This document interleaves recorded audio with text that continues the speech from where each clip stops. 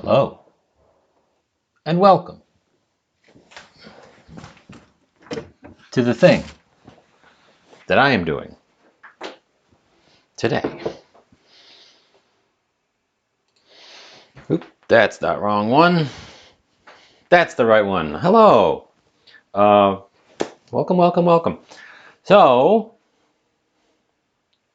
we're making the thing. We're taking two things that don't go together, and we're gonna go bleh, and make one thing that probably doesn't go with itself.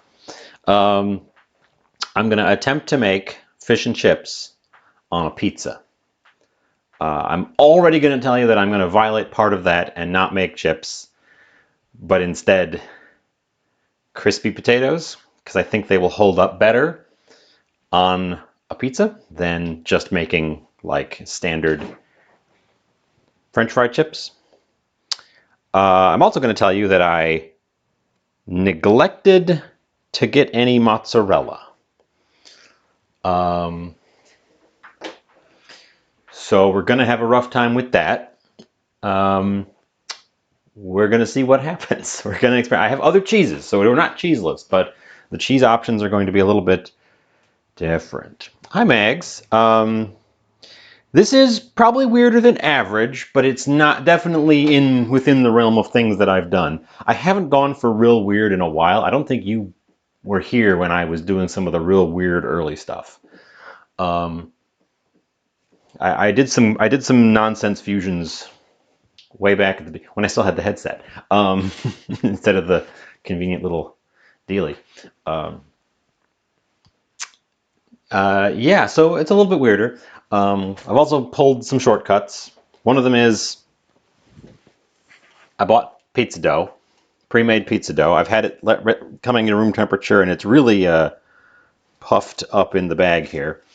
So that's good because because there's multiple things going into this, and I don't want to have to also make and rise dough at the same time.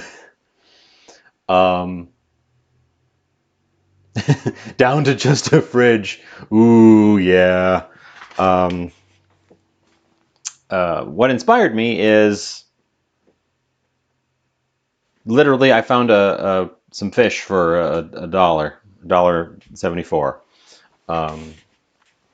But yeah, it's been a while for me now. But at one point, I was really on the fast food way too much, and I feel you. It gets old. It gets real old after a while. So our pizza dough is going to come out of the bag so that it can continue to sort of rise in the corner because it has. In fact, we probably could just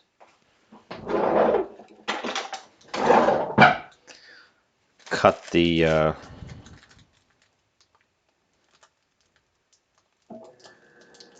if we just cut the bag open.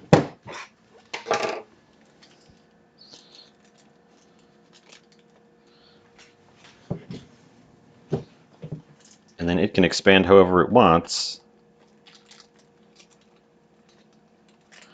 now that the pressure's off. And I'll just keep that in the corner, kind of doing whatever it wants to do for a while. The longest component of what we're building today is the potato, by a long shot. So we got to get the potatoes started.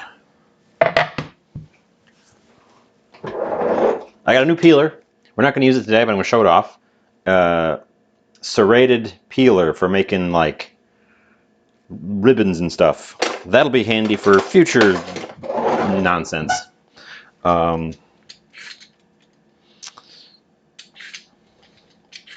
Have you got a microwave at least? Or is that also out of the question?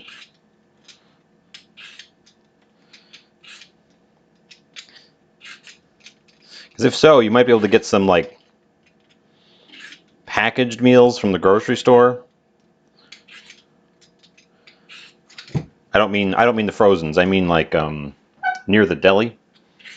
Not even a microwave. That's unfortunate. Because my grocery stores have like quick packaged meal, just heat it up type things. And those are at least less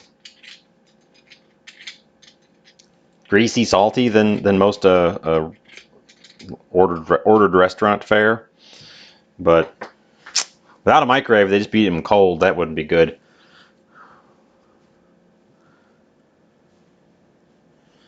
It's tough. It's tough. See, my microwave's not a built-in model, so if I had to do anything with my kitchen, the microwave would be fine just in the other room. In fact, it currently is in the other room because I had to move it to do the whole setup here.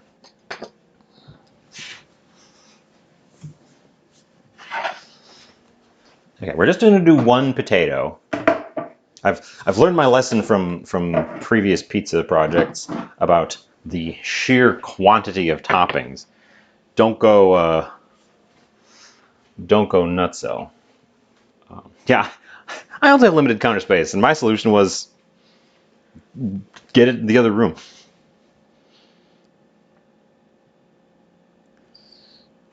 I want pretty hefty chunks of this.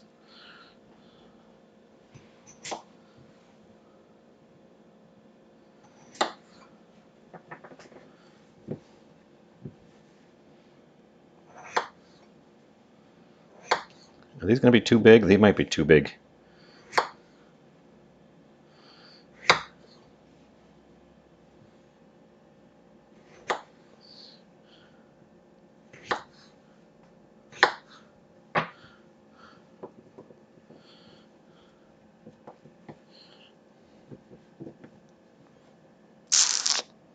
Should have done the end ones in thirds as well. You know what I'm going to do? I'm going to take the little tip points off of these sections because those will probably overcook and go to mush anyways, the way I'm going to cook them. So I may as well just get them off and have the chunks be more uniform in size. Toaster oven, buried under the new cabinets. Air fryer, buried under the new cabinets. I also have a toaster oven. I don't have an air fryer, but the Magic Pot has an air fryer built into it. But yeah, I suppose with all the kitchen, like new kitchen stuff coming in, they're probably just... Yeah, I've never actually been in the situation of remodeling a kitchen, but Ryuya, hello. Four questions.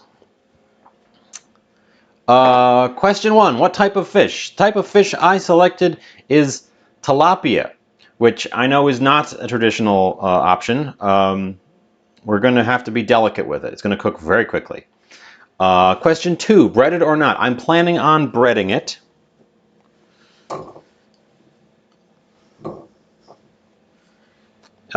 These all seem too big. I'm going to cut every one of these in half and have just more of them that are half the size. Question three, what type of chips? The type of chips is crispy roast potatoes because I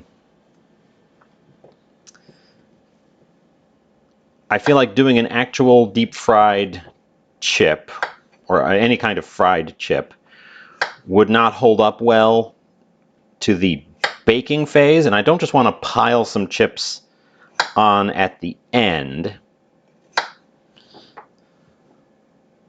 because that seems like a cheating move.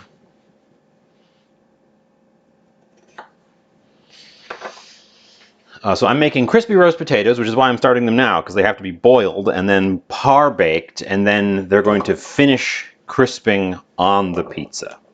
So they have the most stages to go into, and I'm going to make them pretty chunky here. Question four, spices for the various parts. Well, that is yet to be determined. We have lots of time to think about it. I can tell you that we're going to be using some curry in our sauce for the actual pizza sauce. But step one, I need to boil up some taters.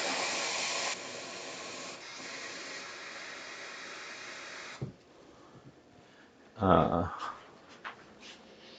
get over here. I was going to put this right on that spot, but I don't think I need to. I think I can put it in the viewing location.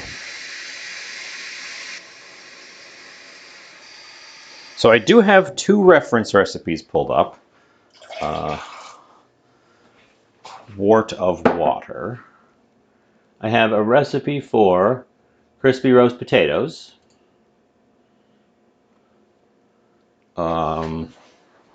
You're also going to need to go in the oven, so let's rearrange my racks. We're going to need both racks today.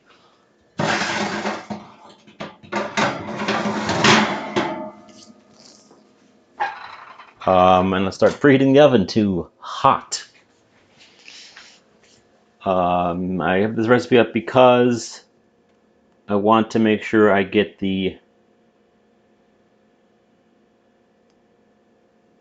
right proportions of baking soda in there. Because to do crispy roast potatoes, you add some baking soda to alkalize the water, which causes the outer surfaces to kind of turn to mush a little bit.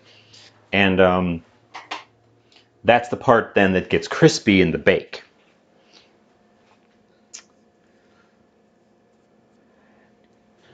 So we don't need very much. I'm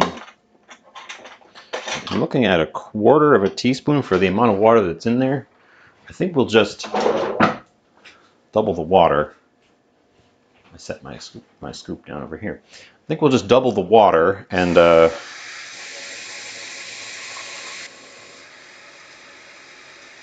then I don't have to find the tiny. Oh, now it's going to boil over if I add any more than that. Should have just done the 1/4. Where are you, 1/4 teaspoon? Okay. I have baking soda, I think. Do I not have baking soda? Oh no! I think I used up my baking soda. That's an issue. Saizen, you're first. You're here just in time for me to realize that I used up my baking soda on something and didn't buy a new one. Oh, that's unfortunate. Thank you for the moisten.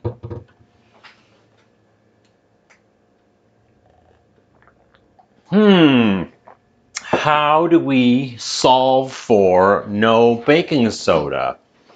God, I was just at the store too.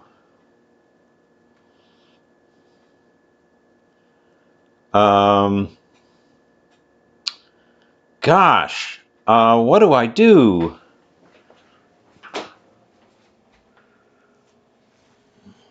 I do have baking powder.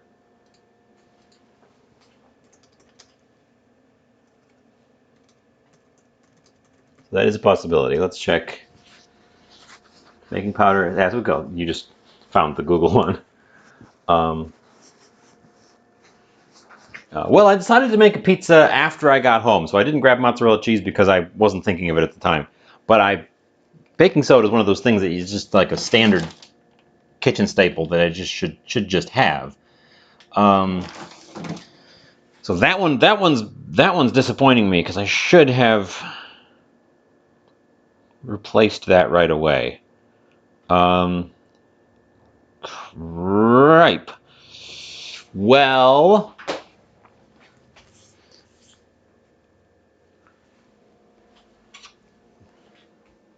what's 3/4 teaspoon times 3? That's 2 1/4 teaspoons. That's a lot.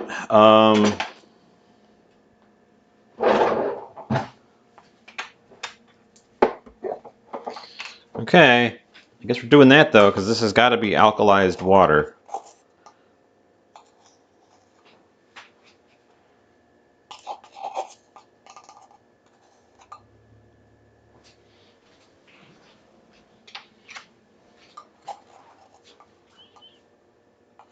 This recipe doesn't work without the alkaline in the water. So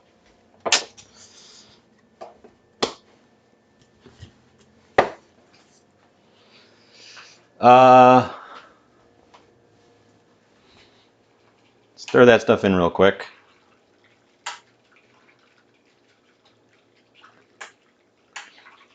I guess it's more experimental than I thought.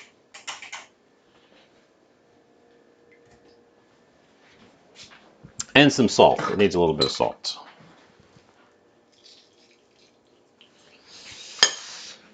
Okay. Brick cheese. I have on hand some pre-shredded cheddar, some cotija, Romano, Parmesan, Asiago, Feta, Manchego, Paneer. Well, I have a very old piece of cheese that I'm afraid to open because I'm worried at what it looks like inside of its wax wrapper. I have some smoked string cheese, which is like mozzarella, except for the form and the smokiness. This one's pre-shredded.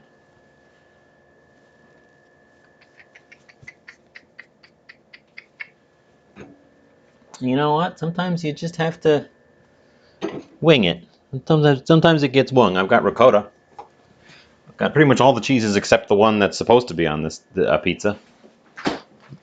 The shredded cheddar is probably the best option among them.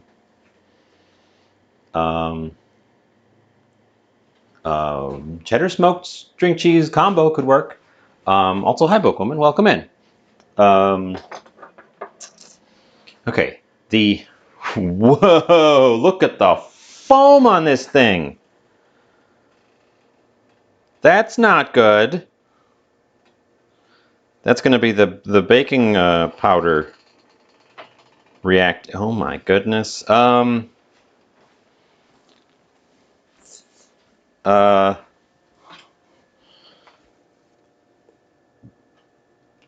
Get defoamed a little bit, please. It's got to be the baking powder causing extra bubbles that are binding into the starch. Turn it down a little bit because it's boiling too aggressively. I just scooped some of the foam off the top. Oh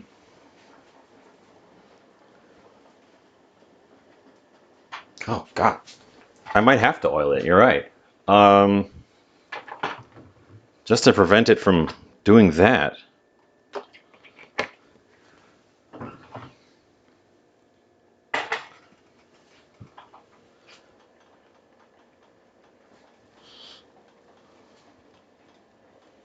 Disaster.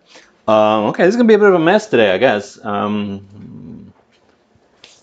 What is that? That is potatoes in water with some salt and quite a lot of baking powder instead of a small amount of baking soda because I ran out of baking soda and didn't notice until I was live. And then we were discussing cheeses. And the oven is preheating, and I need to get some pans out. How's this guy looking these days?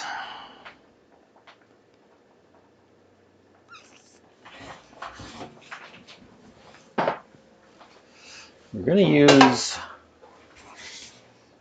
some of my older pans for this. So yeah, we're already in the weeds of this not going to plan. I don't need to get that board away. Bring that board back.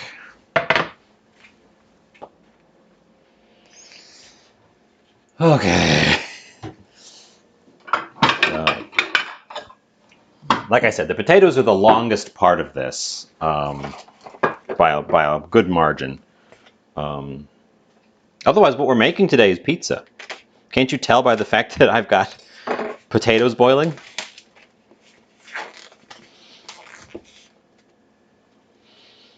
And I got one fillet of fish here. Let's pop over to the counter. I've got one kind of awkward looking fillet of fish here, which I'm going to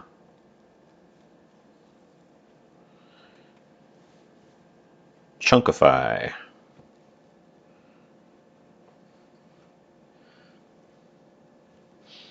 For once, this is not bargain bin fish. It was just very cheap to begin with.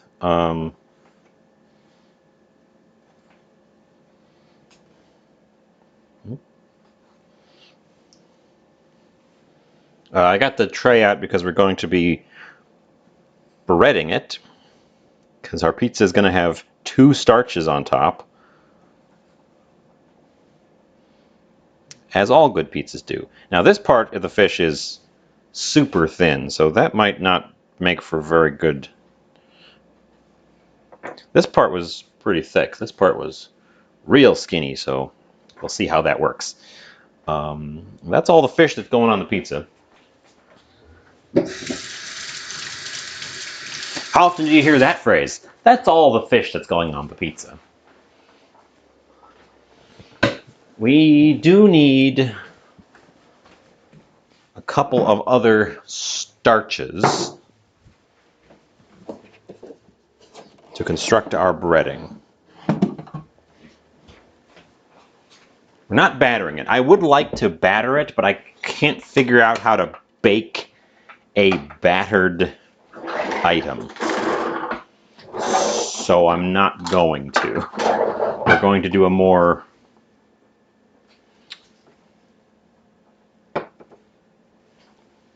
normal breading.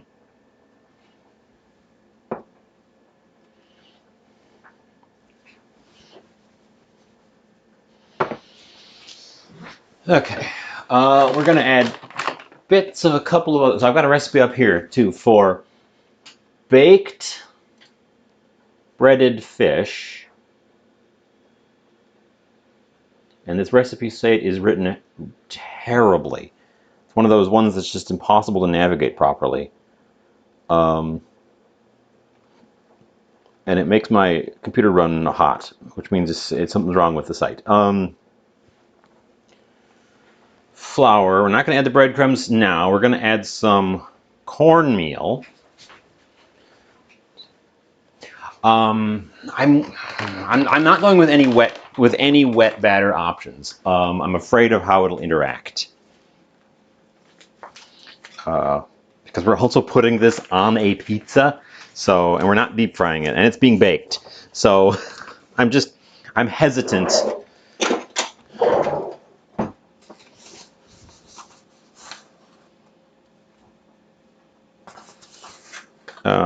Some cornmeal.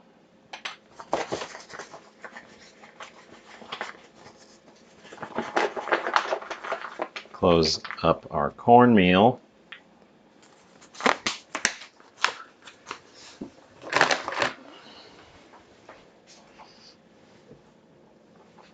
Fine salt. I'm going to have to grind some salt.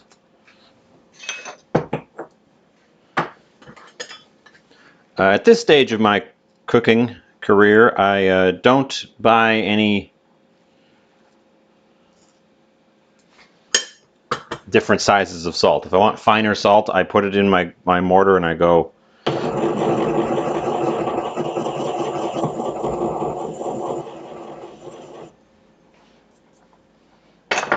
Behold, fine salt. Salt grinds really easy in a standard stone mortar.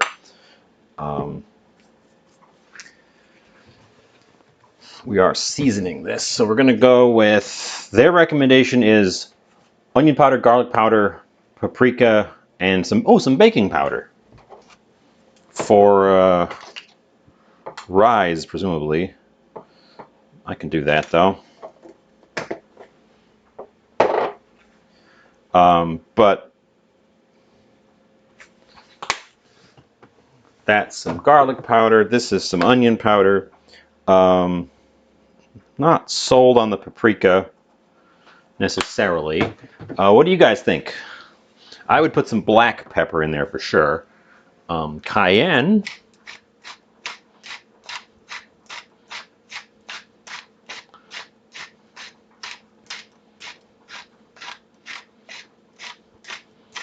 And by some black pepper, I mean quite a lot of black pepper.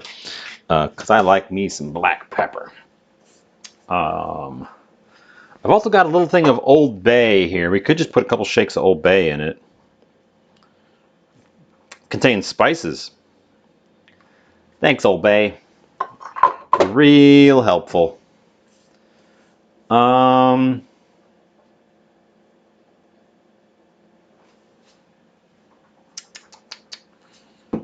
Yeah. You really want to goose up the flavors you put into the powder here because they don't come through real strongly at the other end. Let's medium whisk this together.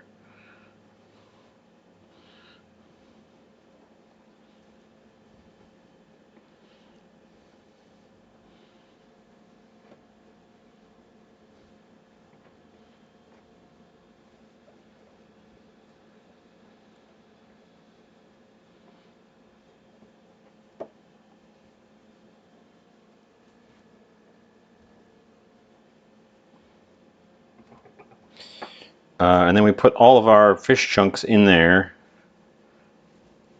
to get a coating of flour on them before we move on to the other phases. And I'm just going to do what I did last time. Grab a lid.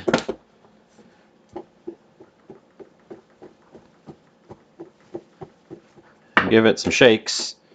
And we should have completely coated pieces. Perfect. They can all come out of there now. Fish chunks! Isosceles! Hi. This is not chunks yet. For those of you unaware, the new hot game Starfield contains a food item, a restaurant called Chunks, and I would like to recreate them, but I need a tool that I lack, and that is a cube to build the chunks in, because all of them are cubes.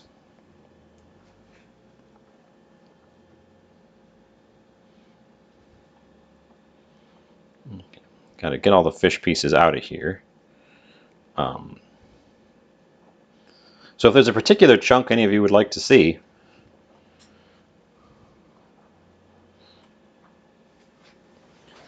I'm excited to do the experiments to make the chunks at some point. But we are indeed, I do indeed plan to make chunks. Okay, these guys are going to set aside because I think the potatoes need to be checked on. There's an ad on right now. If you're seeing that, thank you for watching my ad.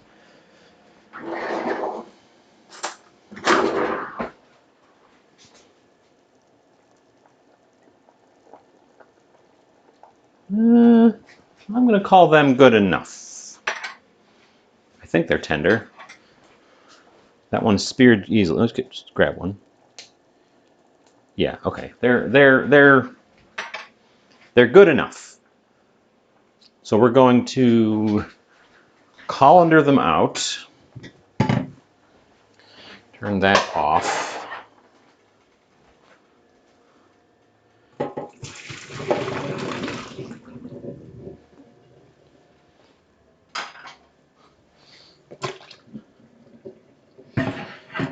We're gonna do this the slightly dangerous way. Get it over here. I've got two steel bowls that are the same-ish size. So they can clamshell together like so.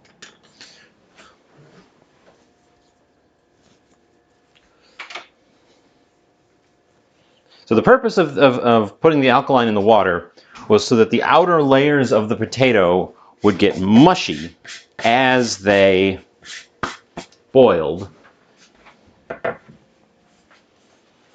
Burger chunk, chicken Kiev chunk. I don't remember all the ones from the game offhand. Let's see. This part of it needs to steam off a little while to ensure that they are not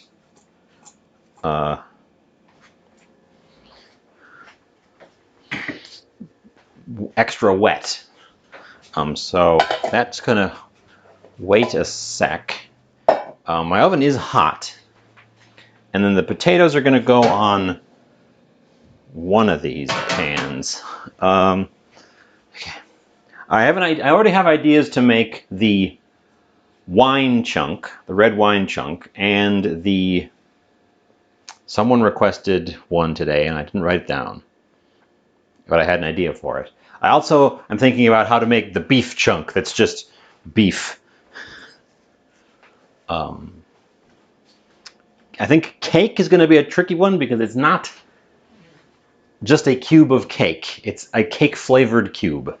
So that one's going to be a little bit of a fun twist. I think it's going to be a fun project. I just need to get. I've got a silicone cube mold for ice, but I need a stiff cube mold because some of these things are going to have to go in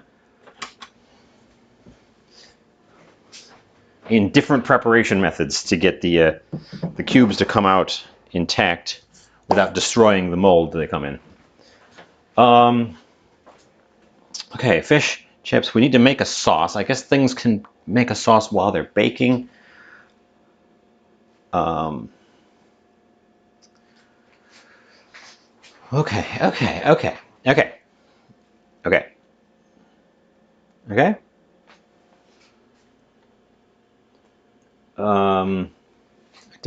I did not plan all this out at all.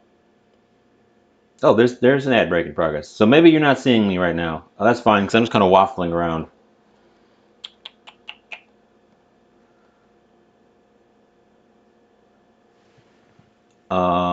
We need some oil. We need some more garlic powder. We need some. We're going to go with Romano because it's open rather than open the Parmesan.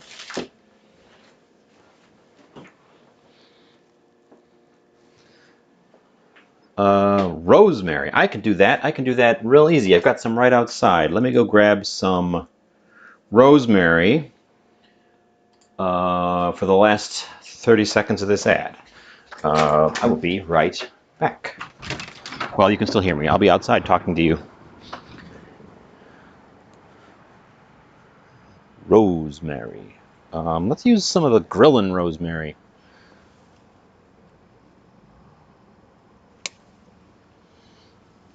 I bought it. I may as well use it.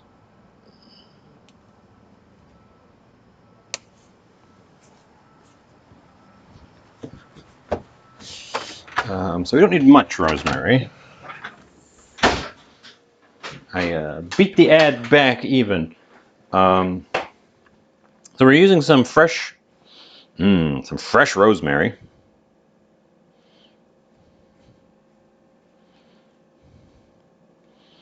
Get it off of its stem. We're going to have to be harvesting herbs for winter storage real soon. The weather has abruptly turned from hot to mild. It's supposed to rebound a little bit, but they're not going to last much longer. I'm just waiting for some of the seed heads. Since I let some of them go to seed, I'm waiting for the seed heads to dry off so I can also collect seeds, so then I can have free herbs next year. Adjust the camera because it keeps sagging down. That is the wrong knife. For cutting these little tiny herbs, you want a big old knife.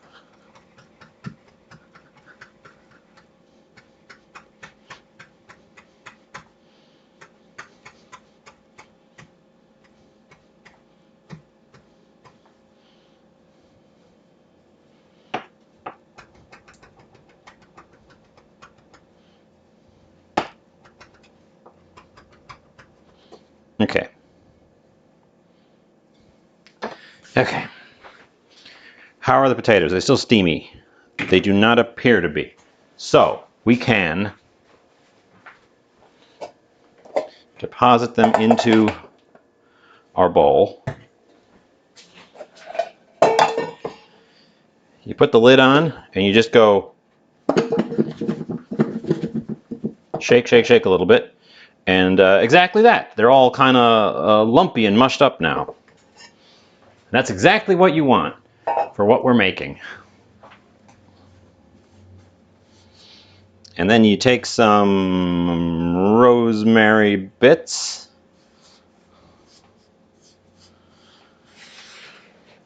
I'm not going to use this anywhere else, so we'll just all of it in there.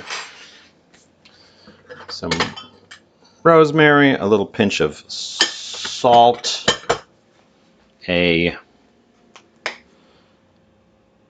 sprinkle of garlic powder. Anything else goes in there? Some pepper, probably. I like black pepper. Put that on everything.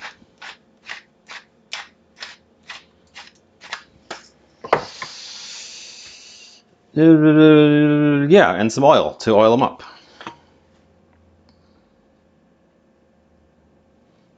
Not a measured amount, just kind of get them coated.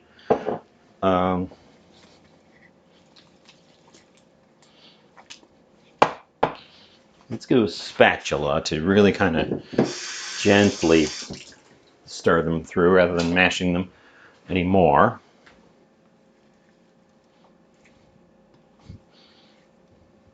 So the baking powder was a good substitute in terms of getting us that mashed surface we were looking for.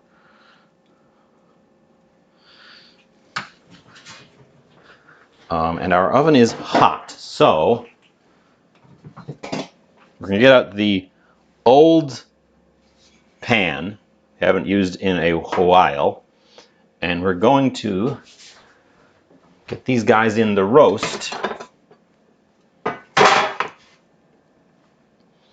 I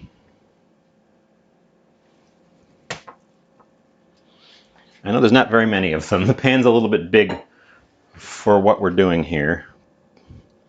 But that, I guess, is unavoidable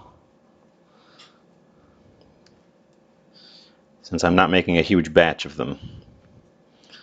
But at least it lets us spread them out nicely for roasting. They all came out kind of... Oh, I know what happened. Some of them broke in half when I shook them around. Okay. And we're going to keep an eye on these more than malt vinegar dipping sauce. So I'm going to be building a curry sauce, like the dipping curry sauce. And there's going to be some vinegar in that. I was going to try to put together a tartar sauce, because I like tartar sauce with my fish and chips. But I don't know if that's going to work. We're going to kind of keep an eye on those because we don't have a hard and fast time that we are shooting for on them. They need to be kind of done and then not all the way done. Yes, we're building a curry sauce as our pizza sauce base. Using some of these one of these instant curry blocks. These things have proven to be extremely handy in making a curry sauce type thing. I tried making a curry sauce once on the show here from scratch, and that was a lot of work.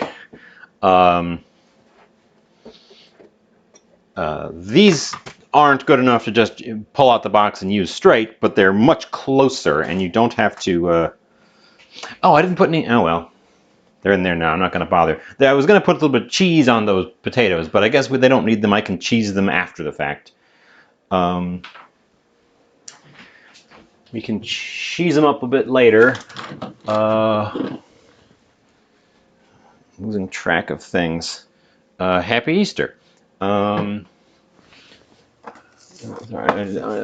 We don't actually need that jar. It was just in the way of my breadcrumbs because we're going to add breadcrumb to our. Yeah, I'll just pour them out. We're going to add breadcrumb to this.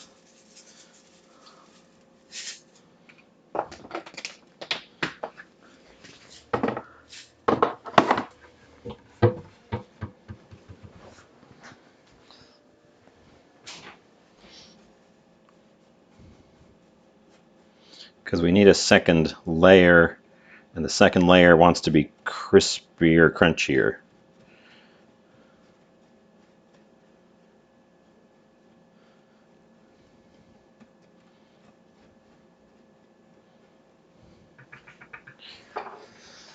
Okay. The pizza, I don't know, you can't tell because it's been over here, but the pizza dough has in fact continued to enlarge since I took the pressure off of it. So that's going well. I planned ahead at this time, and it's not fridge cold. I'm going to need an egg. Probably just one egg will be enough to egg up these fish pieces.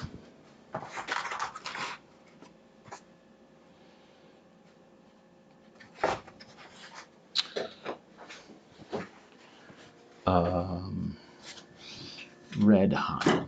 Oh, so many odds and ends in here.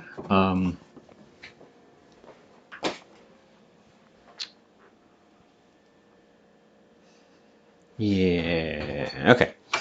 I'm going to do this kind of the wrong way around.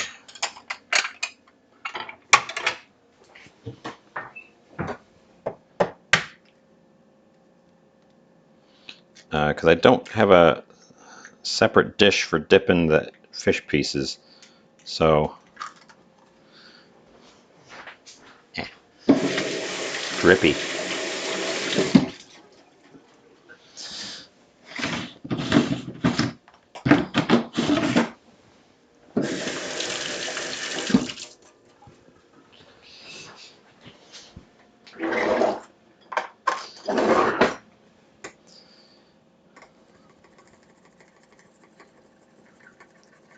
This recipe, and among the bizarre things in this recipe, one of them is it has ingredients for the flour, ingredients for the egg wash, and ingredients for the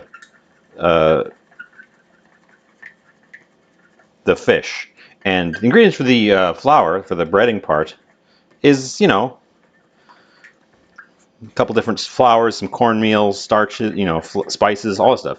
The ingredients for the egg wash is just egg. And the ingredients for the pieces of fish is just fish. It's like, why are those broken out into their own sections? Bizarre. So what I'm going to do is take this here egg and put it right on top of this here fish. And just kind of get them all up in there.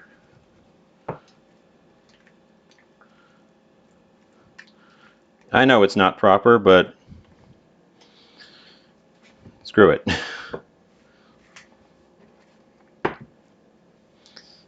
And then we're going to put them back in their crummy mix.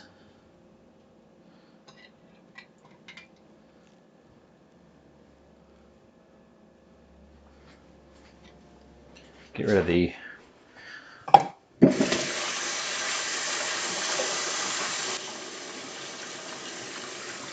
okay. Lid on.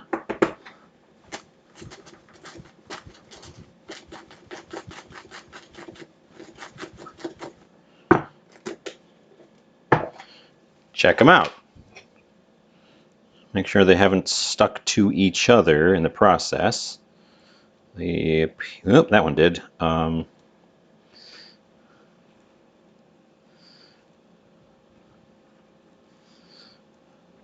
we want a nice thick coating on them at this point. I think we've got. we're going to pull out another pan. This pan. This pan. I don't know. I feel like I'm acting with a lot of urgency today, and I don't know that it's necessary, but everything's going in the oven in sort of stages. This pan needs to be oiled. So we will oil the pan because these guys are in danger of actually having a sticking problem. This pan is the one we've used as a water bath a few times, and I think that doing that has ruined it. Because it's developing a little bit of rust, which means we broke the nonstick around the edge. So for those of you who've been following along with all my projects diligently, when you set up a water bath for your cheesecakes, don't use a nonstick as the bath container. Use something that's not a nonstick.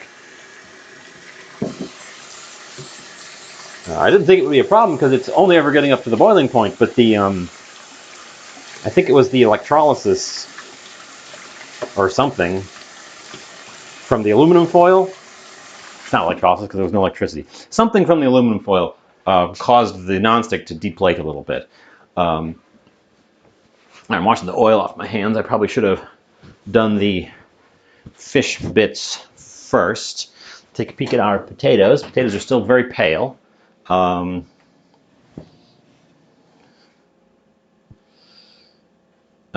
these guys are just going to get kind of laid out so they're not touching each other.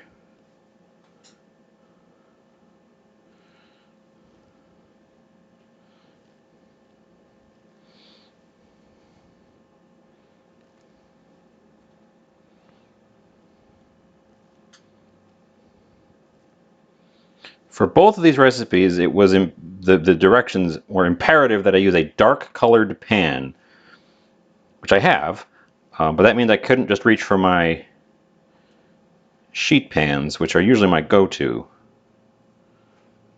That's all of our fish. So I'm going to move that guy there, and sprinkle a little bit of extra on top of that one to fill in the gap from where I broke the surface. Oh.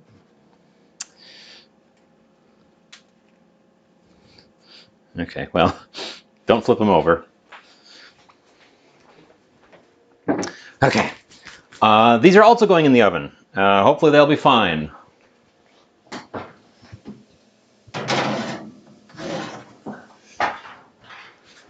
Okay,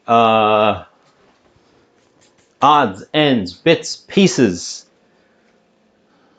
things.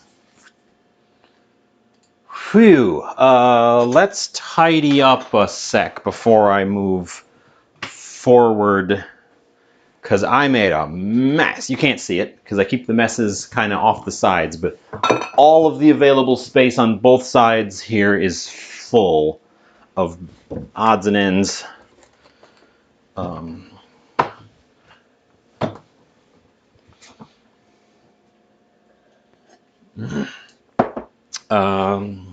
Here, look at my tomato powder. It gets kind of sticks to itself. I powdered some tomatoes. We've got tomato powder for future projects because I can't find tomato powder, so I had to make my own.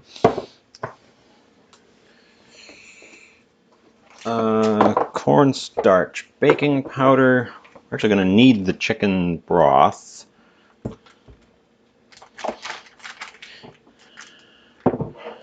Cheese, curry, cheese. I dropped something. A measuring spoon.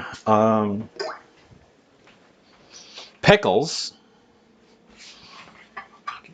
Tidy up that and that. We're at that stage. This just had salt in it. If you just grind salt in your mortar, you do not need to wash it because salt can't spoil.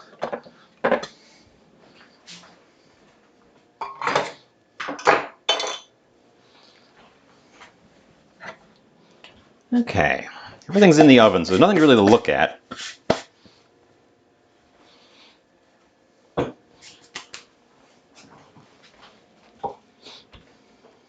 So you can look at me. Hi. Oh, I've got this, I turned that light on because I was using the sink. So I'm all backlit and weird. Okay. Okay. I'm going to take a little bit of a breather because we got those things in the oven. I needed to get those things in the oven in a timely manner because they are both required for later on.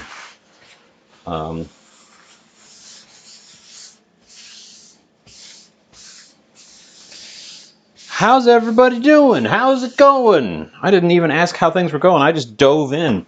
And now there's a whole bunch of people here. What's everybody else having for dinner? I know what Mags is having. More no kitchen.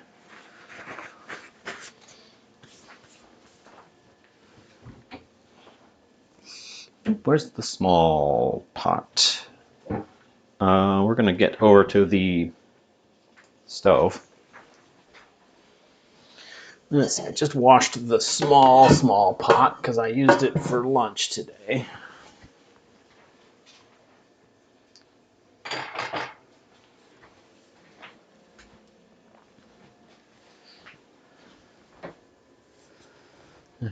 Okay, we're a little tidier. We're a little tidier now. Feeling better. Everything's kind of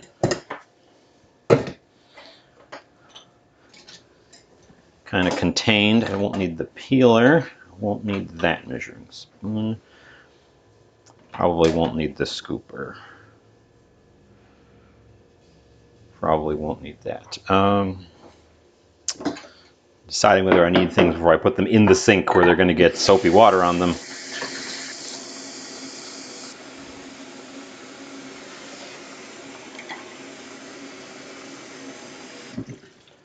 Okay. So we're going to assemble a sauce because I'm going to need that as well.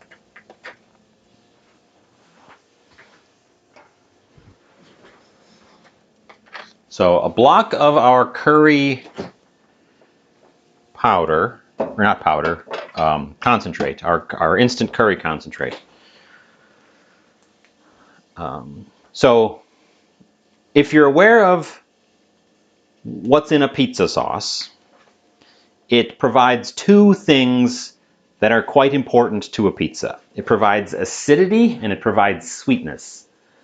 You can get sweetness from other toppings, so that's not necessary to come from the topping or from the sauce. But you really need it for the acidity because pizzas are usually quite oily, and ours especially is going to be rather oily. So we need an acidic sauce like tomato sauce to balance it out.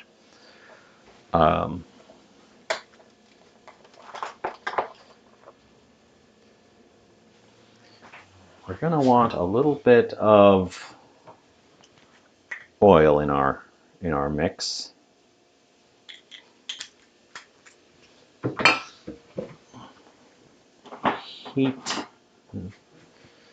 Start heating that. Some kind of pork stew on sweet potatoes. Ooh, that sounds good.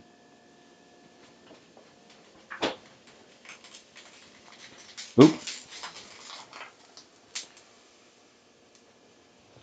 There was some water on the bottom of the pot.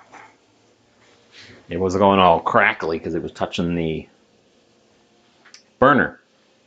And also the burner is smoking a lot. Probably because I use that one to prop up a spatula all the time.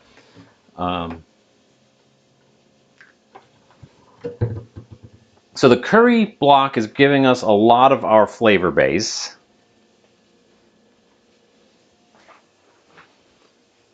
With some tomato. And it should start, yep, it's starting to melt in there. Wow, you're real smoky. I must have dripped something underneath it.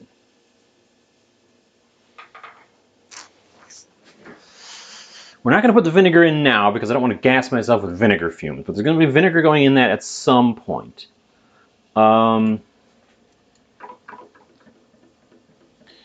This goes into a chip shop curry sauce.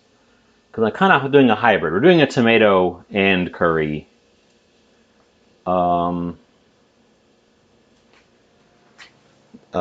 don't need that. We don't need that. We don't need that. We don't need that. We can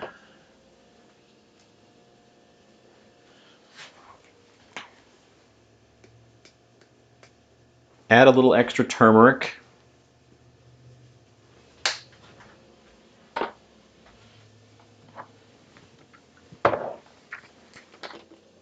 We can crush up a star anise and throw that in there. Or just add it whole. I'm going to add it whole. 1 star anise. They put raisins in it in England. I don't have any raisins, and I'm just hoping that there are some raisins in this to begin with, because I ain't got that. And I don't think we're going to bother thickening it, because we're not making a dipping sauce, we're making a pizza sauce. So the only other thing then is some fresh ginger. Whoa, squeak. We could also do some garlic, maybe? Fresh garlic, because it'll be the only place there'll be fresh garlic in the project today.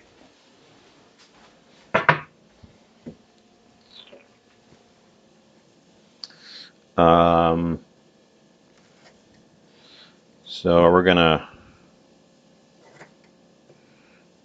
trim down a ginger. So you guys are over there. Let's pop us back over here.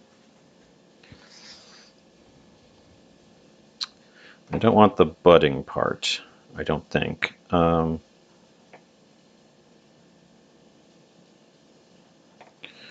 just going to take sort of the gnarliest surface off of it. Try to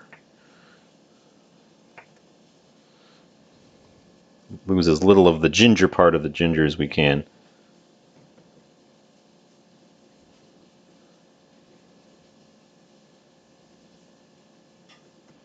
I also don't have malt vinegar, so we're probably going to reach for red wine vinegar in its place, because I also ran out of cider vinegar, but I have some red wine vinegar on hand. So our sauce is going to be a little rosy on account of that, which is probably a good thing for the whole resembling a pizza element of our pizza.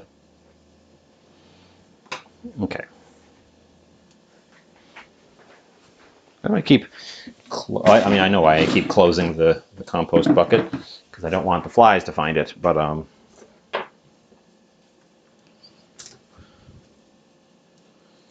we have to do these manually because my garlic peeler is still in absent. So I'm just going to crush them with my hand.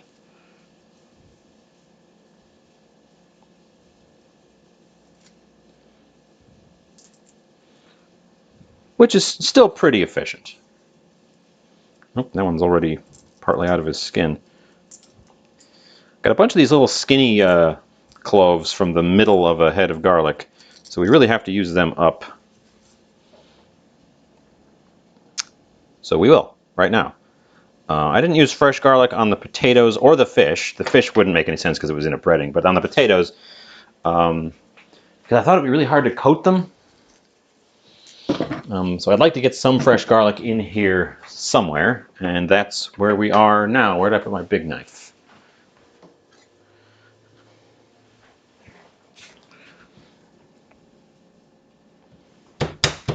Smash. Probably smash them individually and they'd get extra smashed, yeah.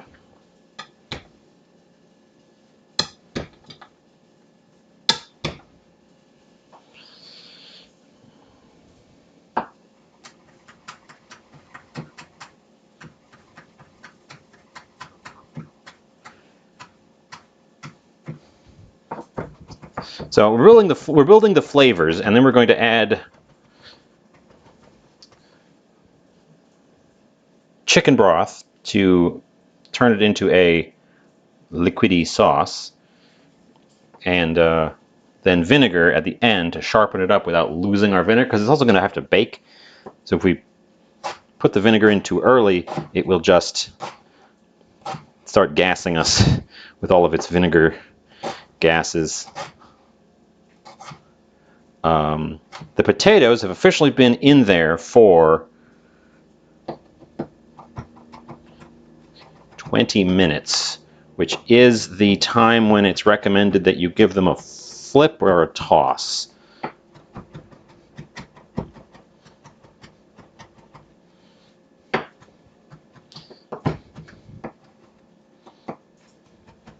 So we should probably pull them out and take a peek. They don't need to be fully cooked because they're going on the pizza and going back in there. Same thing with the fish. Neither of them need to be perfect. They just need to be most of the way there, because I worry about them crisping up once they're on with everything else. So I will put our garlic and ginger into our mix here to get them started.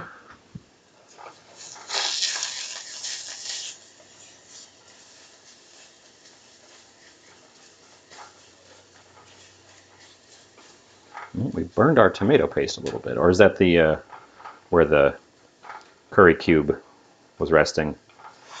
Tough to say. Turn the heat down a little bit on the back burner there. We're going to get the potatoes out and look at them. Let's see what I think.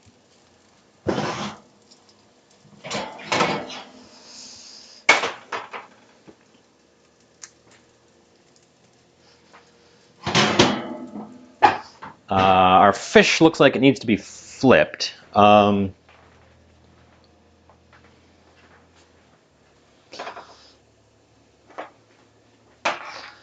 are these potatoes? I want to sample one and see how they're doing.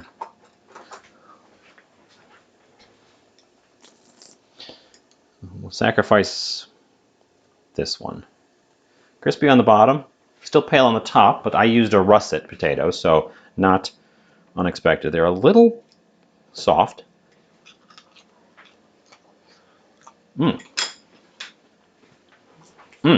Well, it released easily.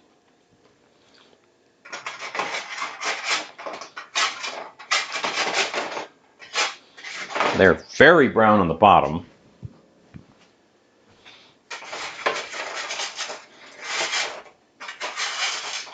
They have a decent crispy exterior, and they're still fluffy in the middle. So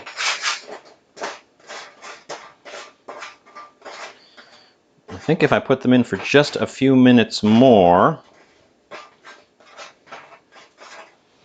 they'll be good to go. And while I'm in here, the fish pieces are still powdery on top and clearly need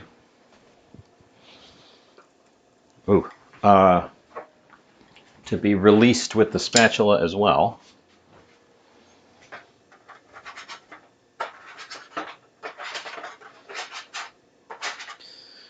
This thing, this spatula, it's a flexible, thin metal spatula, which I found at Goodwill for like $2. This thing has been an absolute godsend in terms of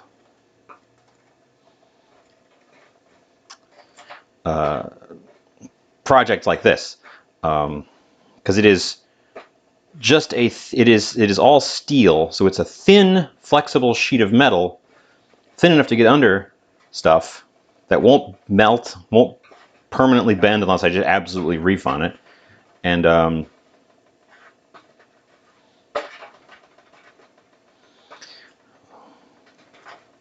I worry that some of these are still powdery on the wrong side.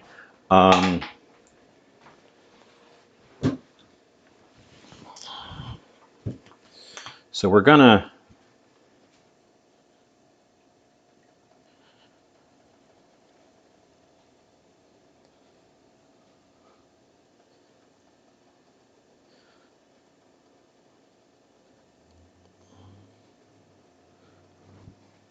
oil them.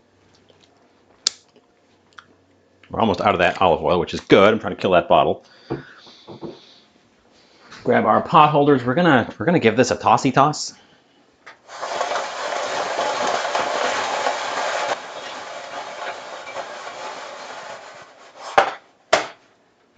Again, the breading looks good on these, except for these white spots, which would also probably bake off when we put them on the pizza, but I'm going to go ahead and try to get them some color. Should have done that before I carefully arranged them all. So they don't need to be in there too much longer. So they look done. They just want a little bit of color on the other side. So they're both real close to done. They're both real close to done. How's our... Okay, that's got away from me because I was distracted.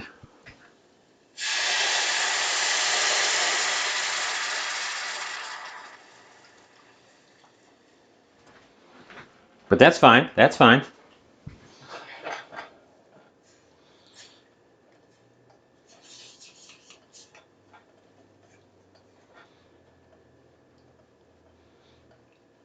Definitely did burn a little bit of it. There are some black bits in here that are not dissolving. And that happens when you actually burn something.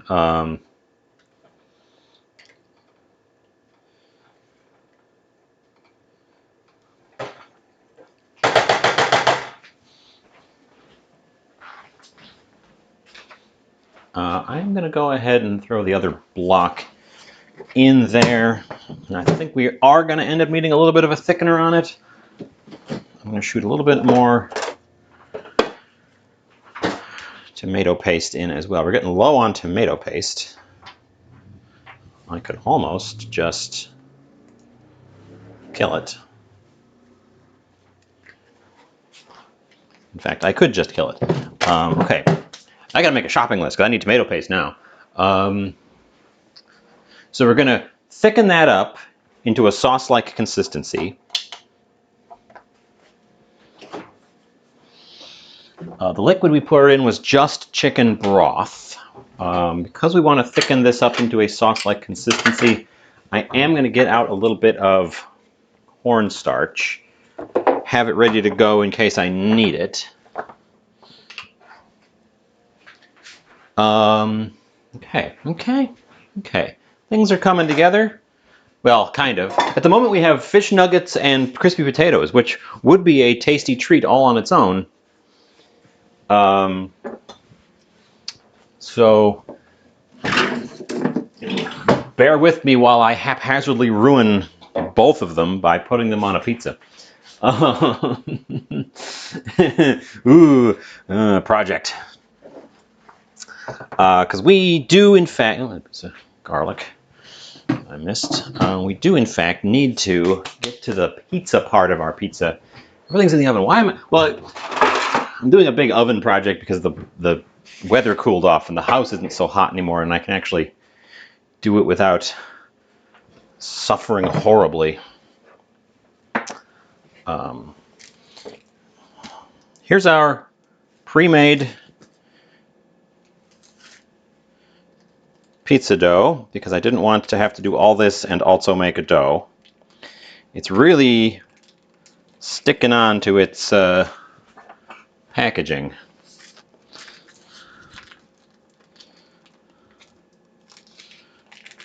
Oh, I can get it released. I can get it.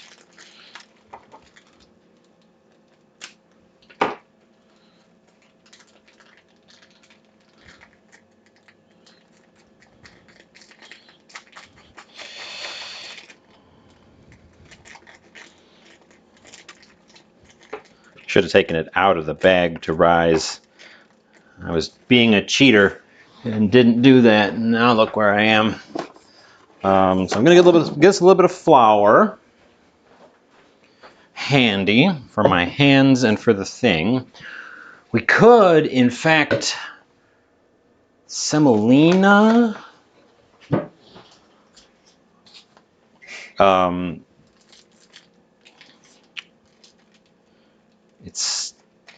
It's stuck to the bag.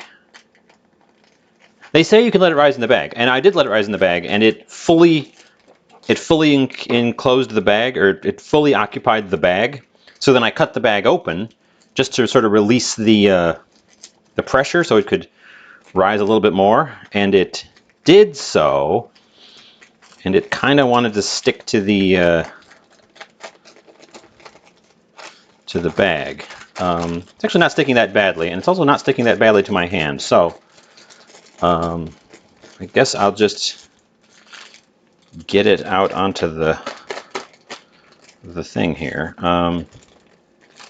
Now, in the past, I've oiled this pan before putting a pizza on it, before putting pizza dough on it, and then had a hard time getting the pizza dough to stretch out because it was so slick between the combination of the oil and the nonstick that it just wouldn't grab at all. So this time, I'm not doing that. I'm gonna punch this down a little bit.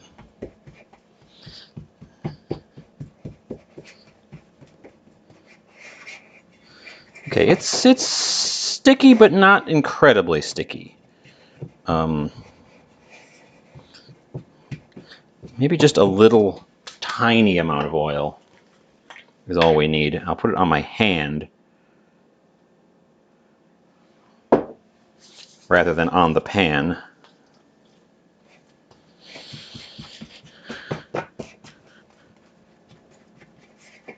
Yeah, okay.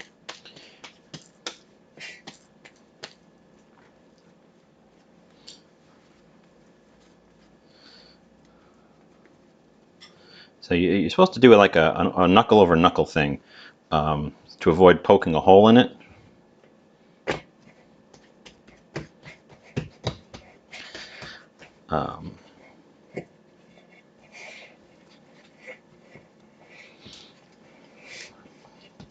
But also, you don't need to do anything fancy. You just need it to get stretched out. So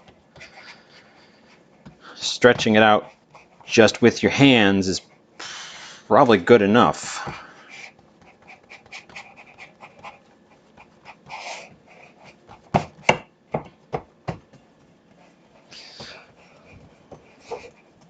It's already a cheat to buy a pre-made dough. And it's a good dough. That's the thing. It's a good dough for being a pre-made thing.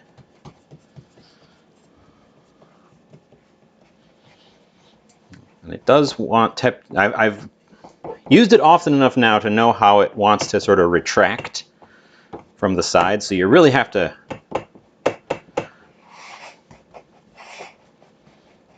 push it in a little aggressively around the edges to get it to really kind of stay at full size. And also to squish out some of the bubbles, because I can see a bunch of bubbles. I might get a little sharp pricker and prick some of these bubbles just so they don't explode when we bake it. Get the oil off my hands. So just a dab of oil on my hands was way better than trying to oil the pan itself.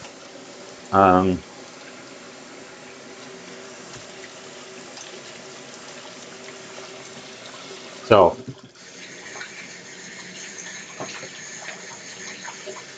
take that for what you will.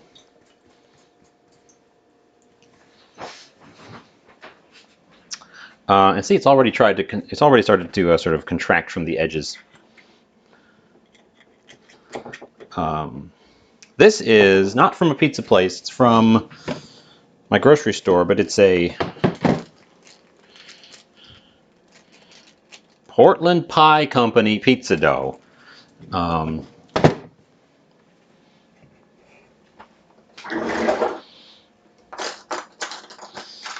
So I'm going to get one of these shellfish forks, and because they're sharp on the end, and just kind of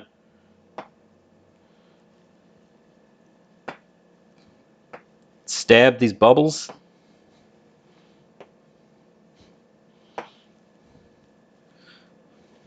Because they're too bubbly.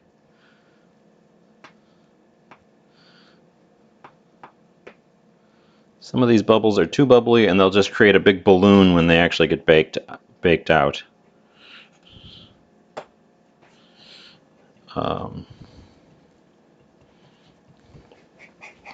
Honestly, it probably over rose it a little bit.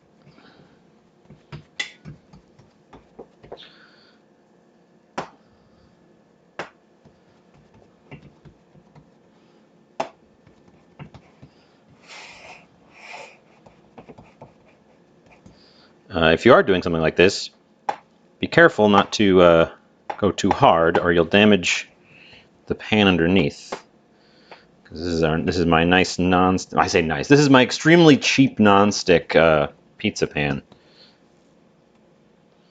that I got for $3, brand new, at the place that sells it. No thrift store for this one. Okay, all of the items that are in the oven have to come out now because they are looking very toasty.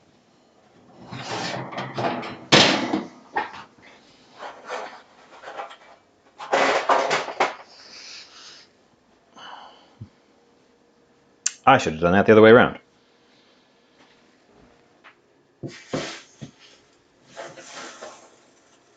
Okay.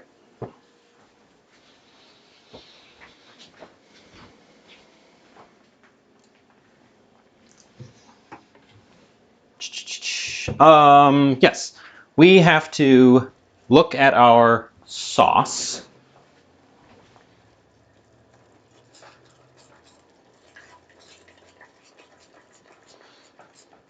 Which is thickened up. And there's definitely a little bit of burned bits in there. I hope this doesn't go acrid. It's not a lot, but there's a little bit in there. And it's going to be really hard to get it out. The sauce also needs to not be boiling hot. It actually thickened quite a bit more than I thought it might. So I will not need the cornstarch, which is good. I didn't want to have to use the cornstarch. Okay.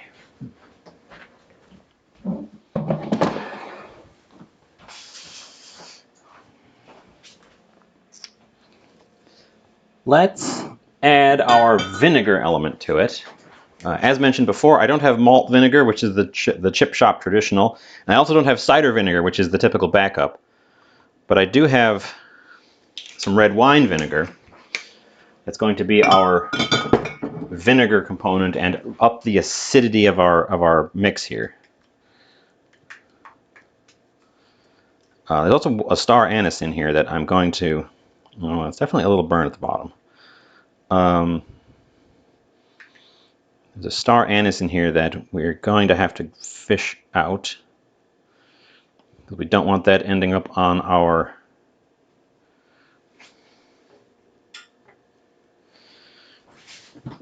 pizza, because it's crunchy.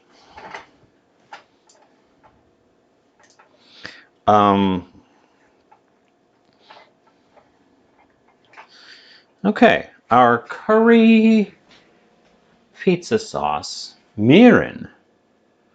I want to taste it before I add anything else to it, and I want it to cool off before I add anything else to it as well. Not a terrible idea, not a bad idea, but we're not going to jump on adding things at this stage because I have not tasted it and it is boiling hot.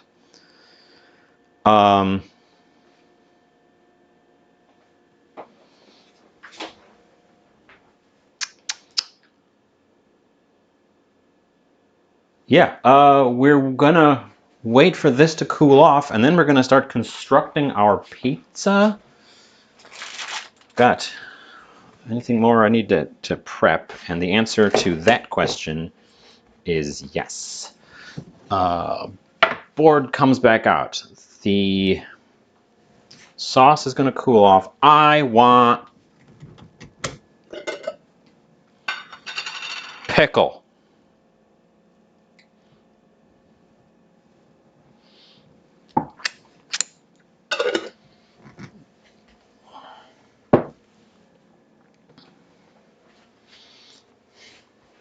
Knife. What I want is tartar sauce. But you can't put tartar sauce on the pizza if you're going to then bake it. You can put it on afterwards, but you can't put it on beforehand because the mayonnaise part of the tartar sauce will just split and make a mess if you try to bake it.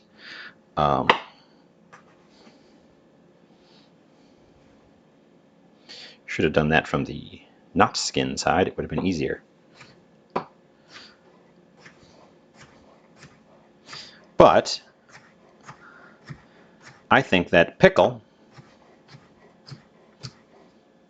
diced up will be a good addition. Maybe not this whole pickle. We might just snack on part of this. I'll probably give it a drizzle of mayonnaise after it comes out to sort of mimic that part of it. Because I know it's probably not traditional British fish and chips, but I want tartar sauce. I like tartar sauce with both the fish and the chips. Tartar sauce is my favorite fry dip, French fry dip. I think the creaminess and the acidity of the pickle that's in it go super, super well with a greasy French fry.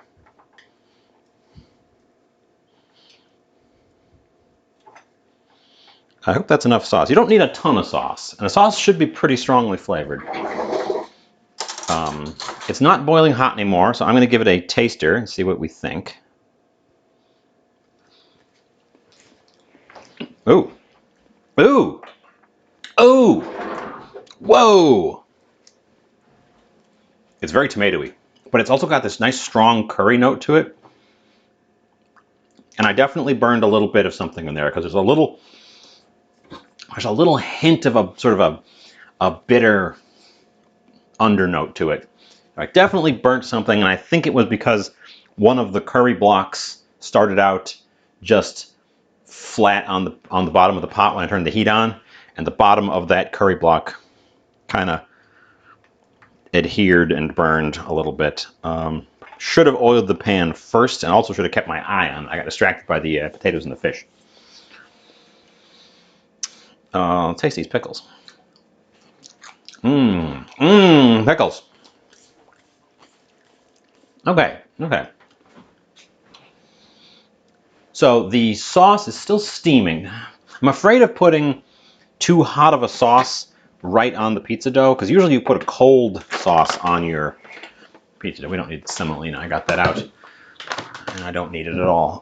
Usually you put a cold or room temperature pizza sauce on your pizza to start with.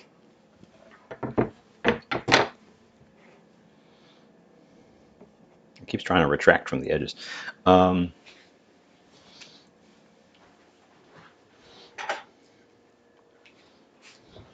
Because usually you don't pre-cook your pizza sauce, but I needed to get this to a saucy consistency because we have a bunch of other ingredients in it. But it's hot, but it's not boiling hot. What do you guys think? Should I let it cool off a little bit? I do have something else I could do in the meantime, and that is shred some cheese. I guess I'll shred some cheese. I have a little bit of string cheese here for snacking, but you can also shred them up because string cheese is mozzarella cheese that has been pulled while it was still hot to form these long strandy bits. Oh, the board is.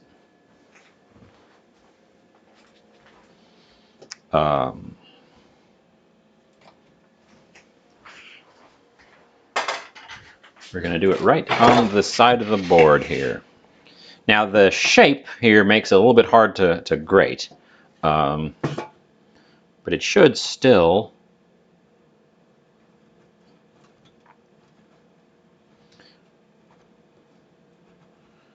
As long as your grater is sharp.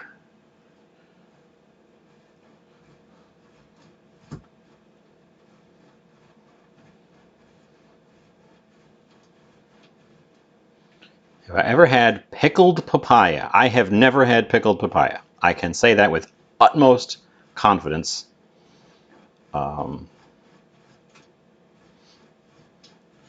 have visited a place where papayas grow natively, and fresh papayas are super, super good. But I've never had pickled papaya. I can say that. I don't know that I could find green papaya around my current haunt, my current habitation. This is working pretty well actually, because on the fine grater side here, you can just kind of press into it with your fingers and force the cheese through, so the shape kind of gets overcome. If you were doing this with a very hard cheese and needed the little pointy side, I think that would tear your hand up. I know some people are afraid of the little teeth on a box grater, but I don't think this side is capable of hurting you unless you're like going at it for hours. It'll abrade you eventually, but they don't cut you. If you go into it with your knuckles, I suppose it can catch on the edges of your knuckles, but you should be sort of pressing in with the flat of your hand, and then you can just like you can really press in, and it doesn't cut your hand.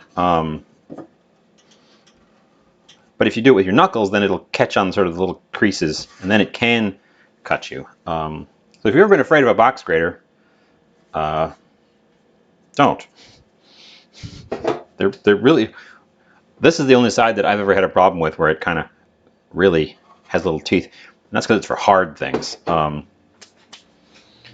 Okay, checking the sauce temp. The sauce temp is down to warm. So I'm going to say that that's good enough, and we're going to put it. We're not going to dump the whole thing. We're going to see how much we've got.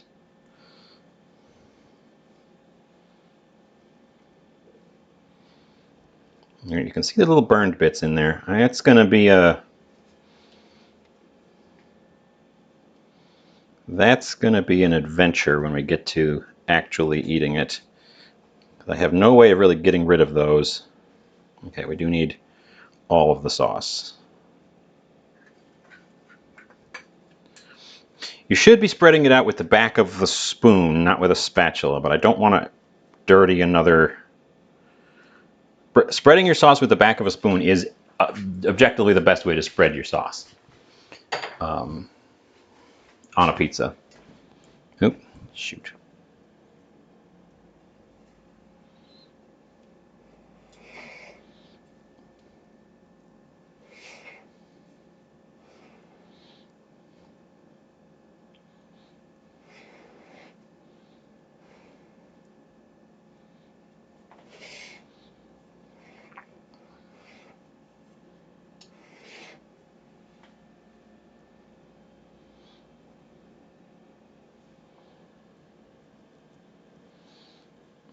And we're going almost all the way out to the edge because I don't really want a lot of extra crust on this.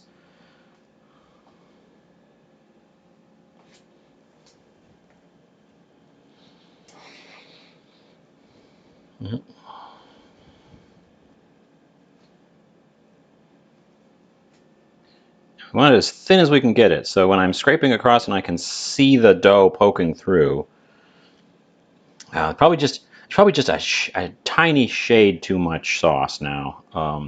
We definitely needed another scoop, but I should have put on a part of the remainder instead of all of it. I misjudged. So it's going to be a little bit saucy, but that's fine. That's fine. The sauce tastes good. This pan still hot? It is not. Okay. We're coming back in with our potato pieces.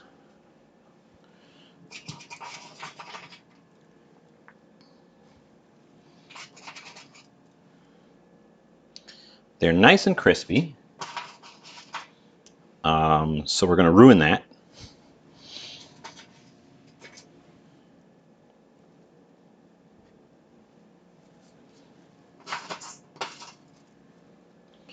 And our fish pieces, which are also nice and crispy, and we're going to ruin that.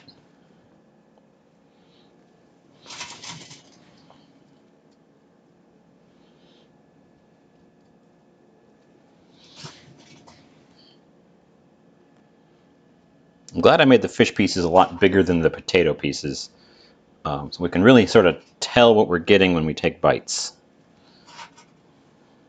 of this.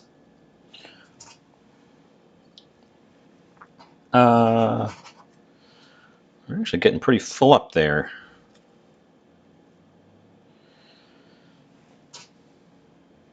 That's a potato piece.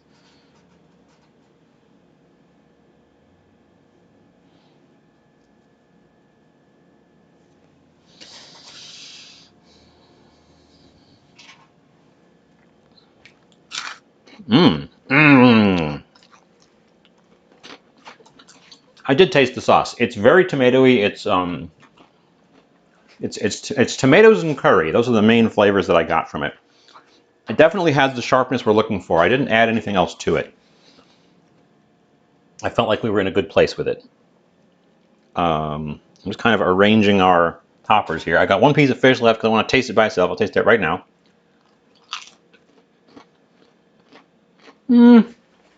Okay. I kind of expected that because we ended up using tilapia, but it's a little dry. It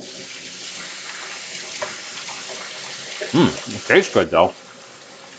The flavor is good. Now, also it was baked fish, and that's going to make it a little bit dry as well. Speaking of dry, I gotta really dry my hands off now because we got to cheese this guy up, slap him in the oven.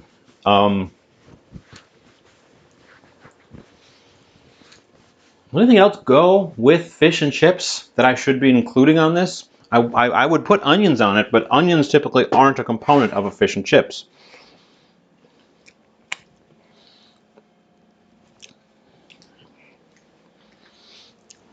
I'm including the pickle sprinkle for my own self.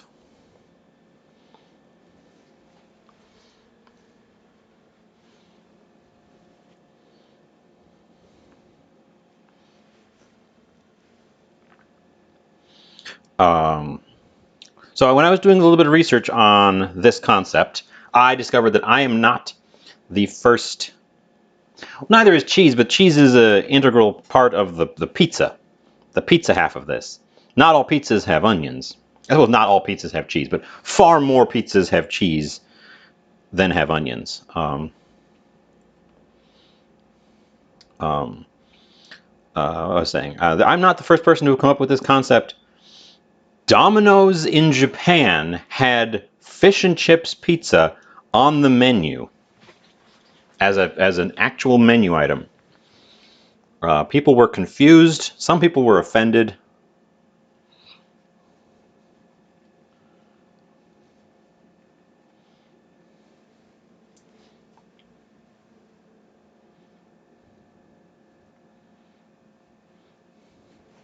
Okay. We did end up with a little bit more pickle than I needed. And their version had sliced lemons right on top, baked into it. And that seems like a pretty extreme addition. It's doing that thing again. What the heck? What is happening? It's doing that. This camera's getting worse over time. I've noticed. We're adding some of this cheese as well. This is a shredded American and cheddar blend. It's supposed to be for like grilled cheeses and stuff.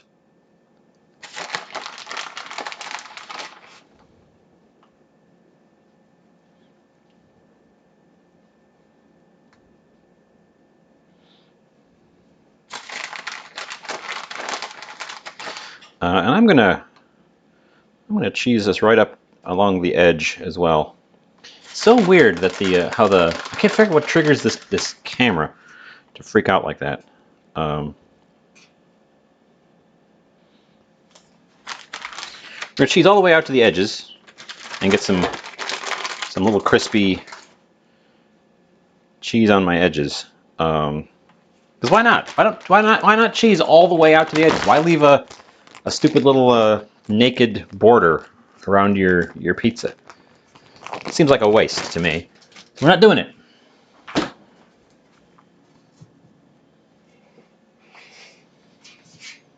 And there's 4 potato pieces left. They're crispy little guys here. We'll just eat those. Oh yeah, and this was supposed to have gone on the potatoes directly, and since I forgot,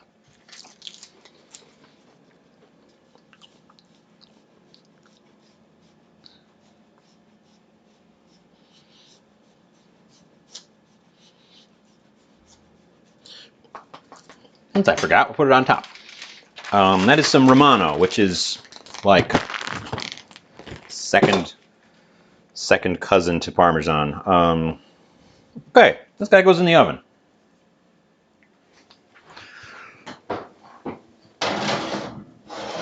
How long is that going to bake? Who knows? Who knows how long that's going to bake? Could be 10 minutes, could be a million years. I'm betting it's a million years.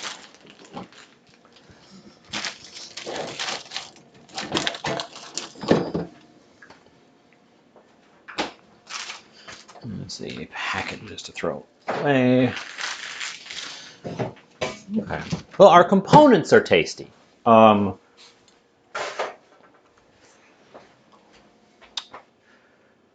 long do you bake a pizza? Usually it depends what kind of pizza you got. Our toppings are all cooked here, and nothing is super wet. So we're just shooting for when the crust is done.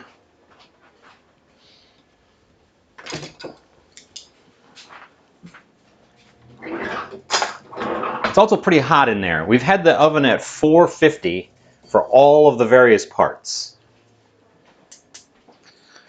I'm going to take this opportunity to, once again,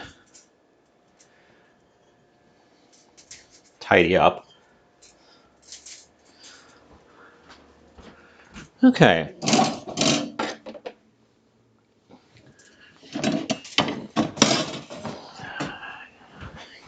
Got any guesses whether or not any of this project is going to actually work? Because I'm a little up in the air about it. It'll be edible. Whatever comes out of there will be edible. I'm sure of that.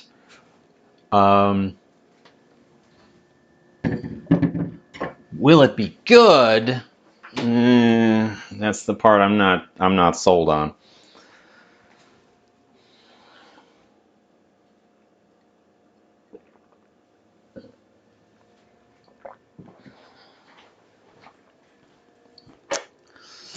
I should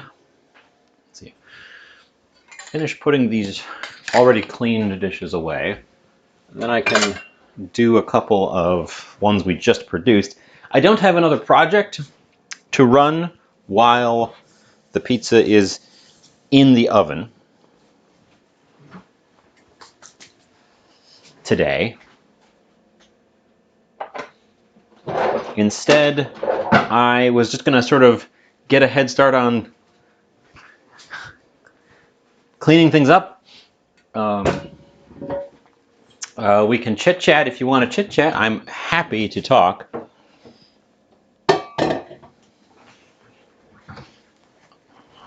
I'm excited. I'm gonna have to go hunting for some nice pastry molds. But I'm excited to get moving on chunks. I think they are going to be a fun project. And we can expand it as far as we want and do all sorts of things with it. Because there's only so many of them in Starfield, but the concept can be stretched out to anything. How does Chunksgiving strike you? Can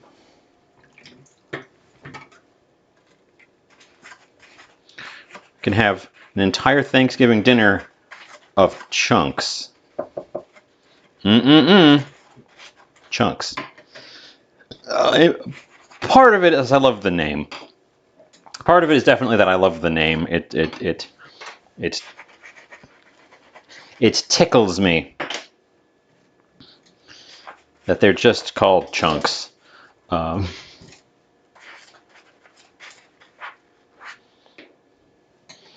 I have not actually personally even played Starfield yet. I've just seen all of the early players get in on it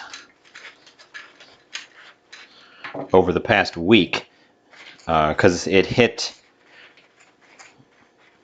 came out for people who bought the premium version a week ago tomorrow. People started last Friday. Probably a week ago right now, because I believe it was Thursday midnight in somewhere where it officially was available.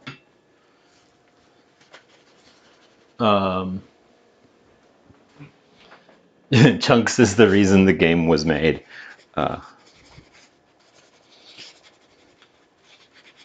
They have some interesting properties, those chunks. They all maintain their shape when put into a vacuum pouch, which means none of them are spongy, which means the cake one isn't just a cube of cake. It's something else.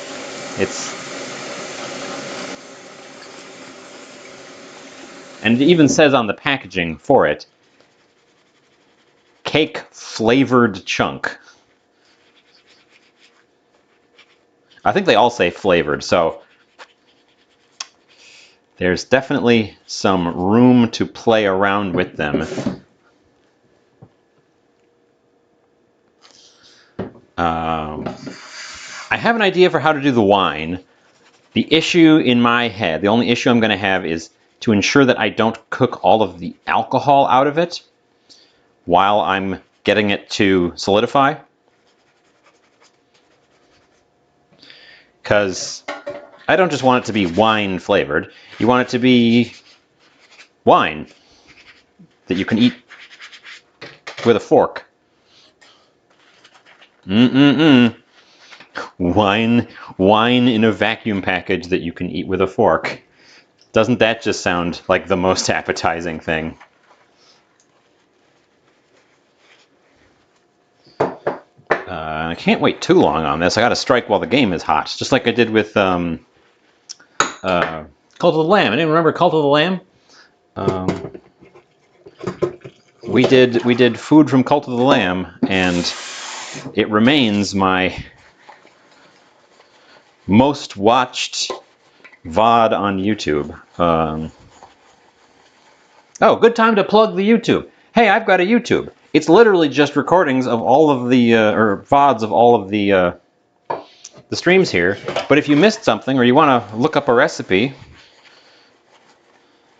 it's all archived over there.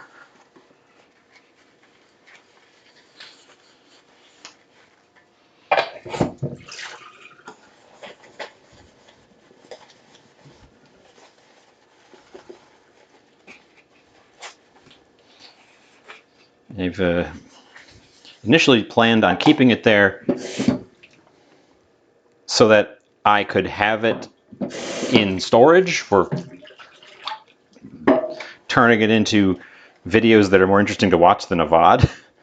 But I never got around to that. So there it sits in VOD land. I don't know. The more I learn about YouTube, the less I want to try to compete in that space. The chasing the algorithm is just seems like a nightmare. I'm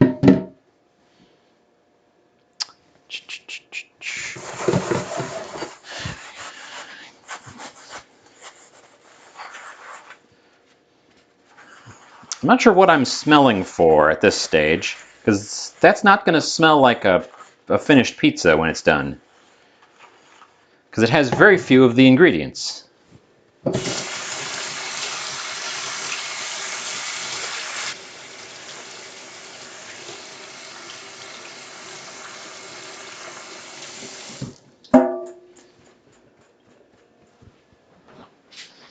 Wine Jello chunks. See, you could go with Jello, but I was going to go with agar.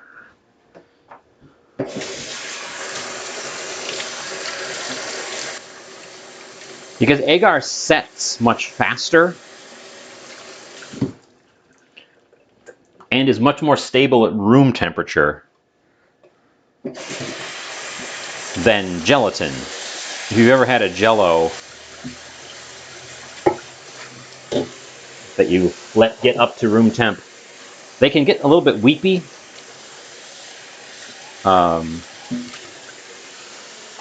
And since there's going to be alcohol in it, that'll disrupt the setting ability as well. So I want to make sure it'll set. Plus, I'm not a big fan of gelatin. I like agar better in terms of texture as well. It's a little firmer and less jiggly. Ooh, I smell something. I just said I didn't know what I'm smelling for in terms of what's coming out of the oven, but it currently smells like food.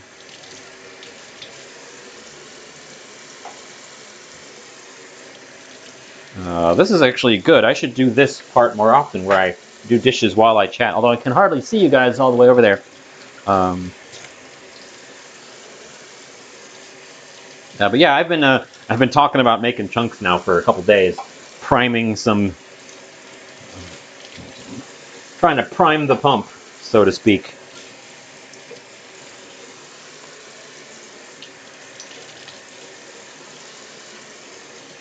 I'll have to do an announcement when it's time because people seem excited to see what happens.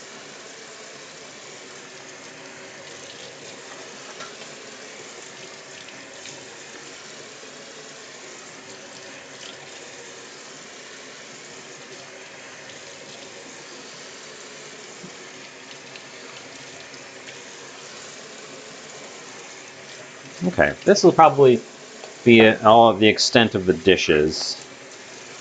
We're filling up the drying rack. And instead of then doing a bunch of drying and putting away, I'll just let them drip and I'll catch up on the remainder afterwards, but we will have way less to do. And also, since I'm now starting to smell the pizza, I don't want to let it go for too much longer.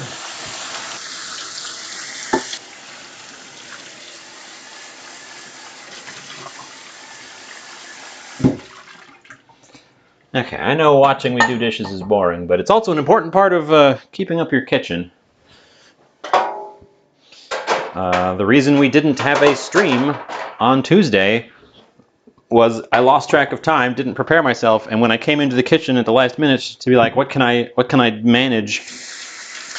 The kitchen was a mess. So I didn't even reach for a like head empty just start cooking and see what happens, because the kitchen was such a mess. Because I just lost track of the day on Tuesday. I thought about coming back on Wednesday. I think we're probably going to shoot for a Saturday this week, because I should be streaming more. And Saturday, I like the Messy Kitchen Show, yes. It would have been a very messy kitchen show because a lot of the things were on the stovetop, and some of the things were over on our workstation. To scrub this down. I think I might try a Saturday again this week, but at a different time. I think the problem I had with Saturday was that it was too early in the morning. Because then I go to the farmer's market, and I have to run back. Because our farmer's market opens at 8:30, and then I was starting stream at 10. So it doesn't give me a ton of time to go there and really peruse what's available and then come back and turn it into a project. So I think I'm going to trial run Saturday at a later time slot. Pickles are good. What do you think? Should we take a peek at our pizza? Nope. That's not the angle I wanted. I wanted this one. Ooh, it's looking pizza-ish. I'm gonna take a trivet out to the camera station now, because I'm gonna want to get photos of it when it comes out.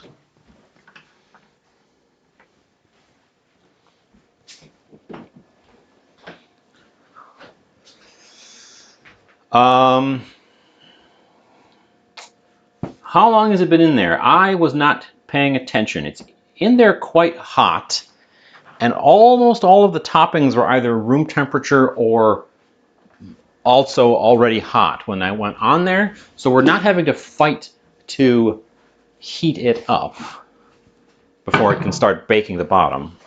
And it wasn't very wet ingredients except for a sprinkling of pickles, because our sauce was pretty well thickened.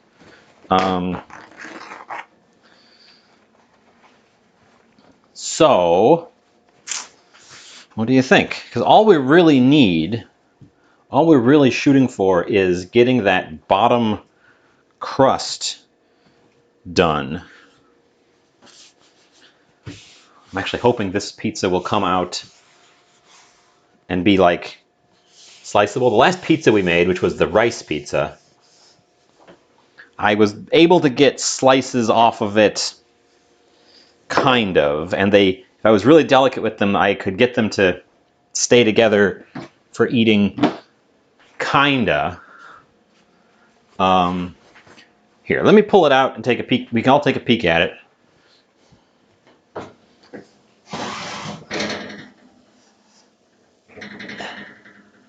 Get here. So it's poofed up a lot. It's swole up a lot. Keep in mind that some of the cheese was orange to begin with. But it does look as though the cheese is browning, and also remember that a bunch of that cheese was not mozzarella.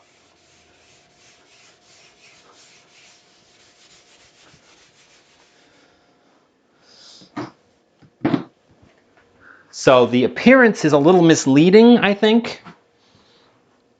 I also cheesed it out to the edge.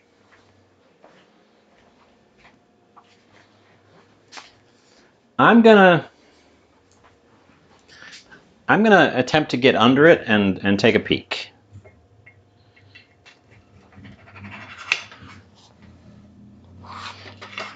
Well, it's browned all the way to the middle, and it's reasonably solid.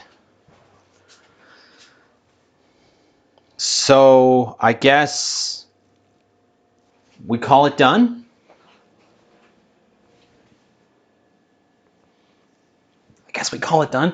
I'm gonna turn the oven off. I don't really want to go too much further, or we risk burning some of these edges. We still ended up with a few crust balloons in here. There's one over here, and there's one over here. And I suspect the whole thing kind of poofed because there was lots of very small bubbles that I did not pinch out. I probably should have given it a quick knead.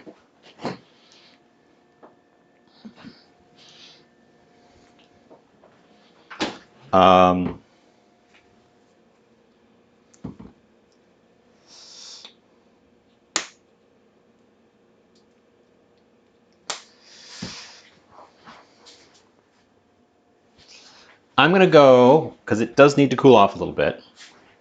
Maybe it'll depuff a little bit when it does that. I'm going to go take it over to our camera station, grab some snaps of it intact.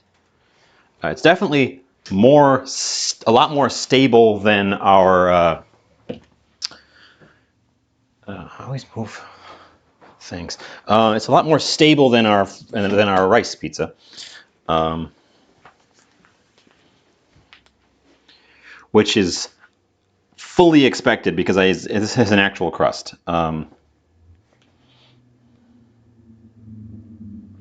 So get some snaps of it fresh out the oven there. Bring it back. It's already stopped crackling.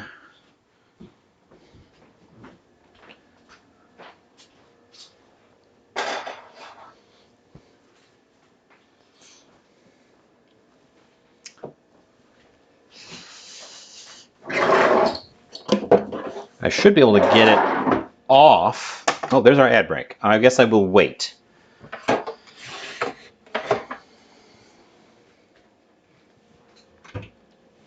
Pick out a plate for it.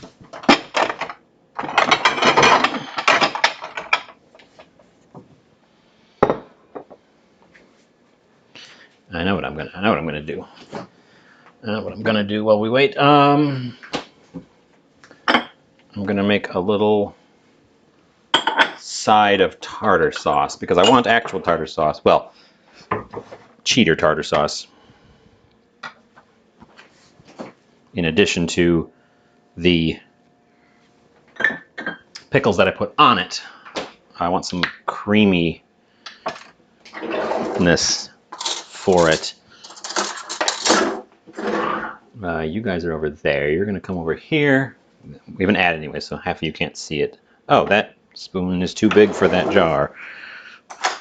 Awkward.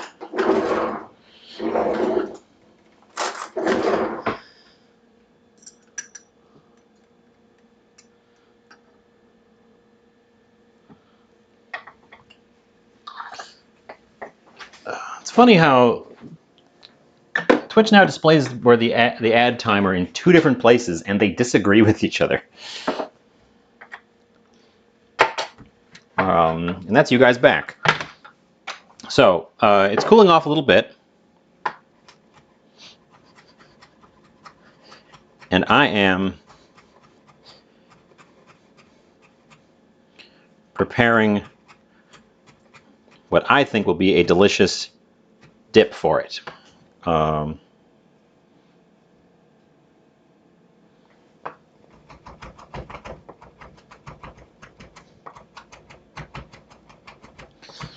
So this is the remainder of our pickle and some capers that I'm really giving the mince to.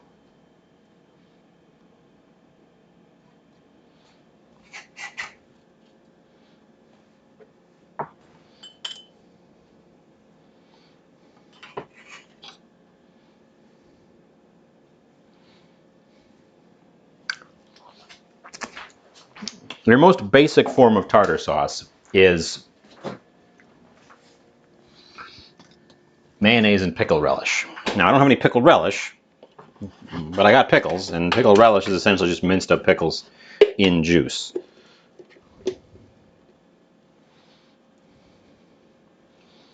We're going to kill a jar of mayonnaise as well.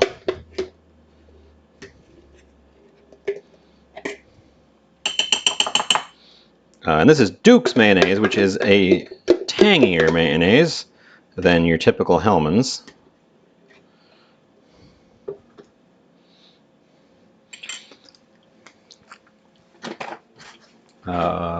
Rinse that guy out a sec.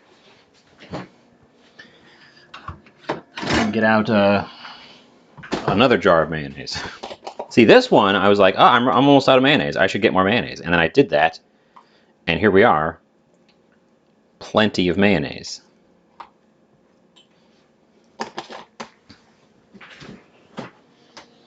But I didn't do that with baking soda. Because I'm a fool. Because I'm a dang fool. God, I'm hungry. I'm getting real hungry, too. We're going to give this just a squirt of mustard. Just a, not that one, just a dash of standard paprika. Oop. Sweet paprika, I should say.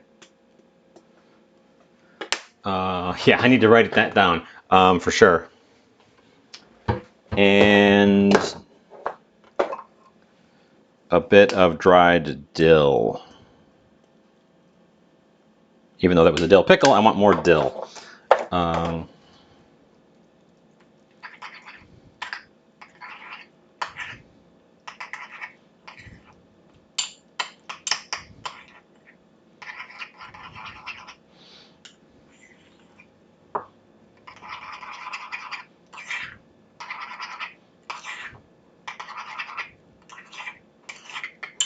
Okay. And then we taste it.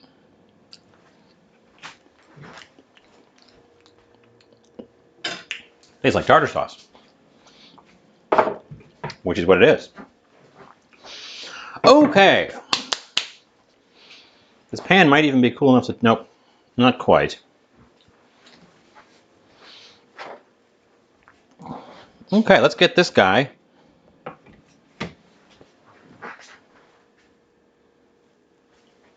Spatula. Let's get this guy up. Okay, he's a little soft in the middle. He's just a little soft in the middle. But he comes off nicely in one big piece. There's our pizza.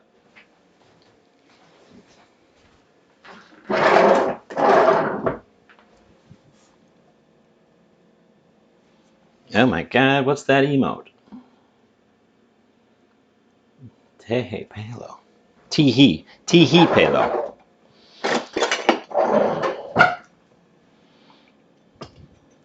Okay.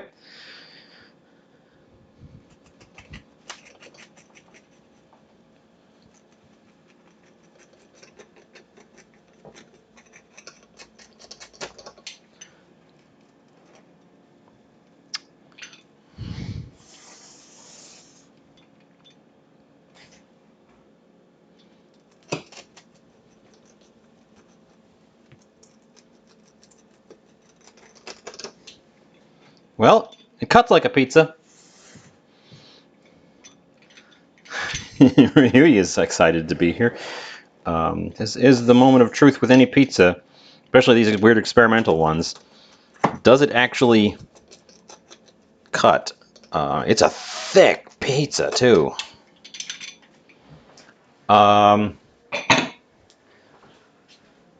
Okay, we're cut. Let's pick up a slice and see if it holds together. Oh my God, it does.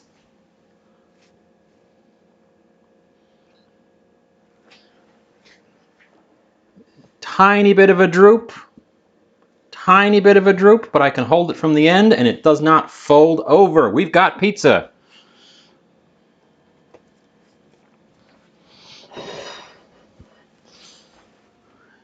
That's always an exciting moment as well, getting the pizza to actually work.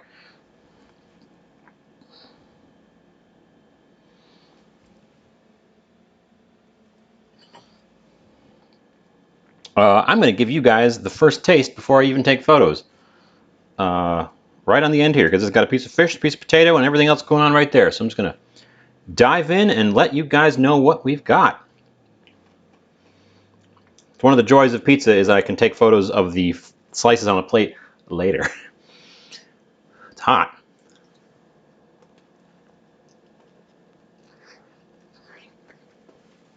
Oh, hot.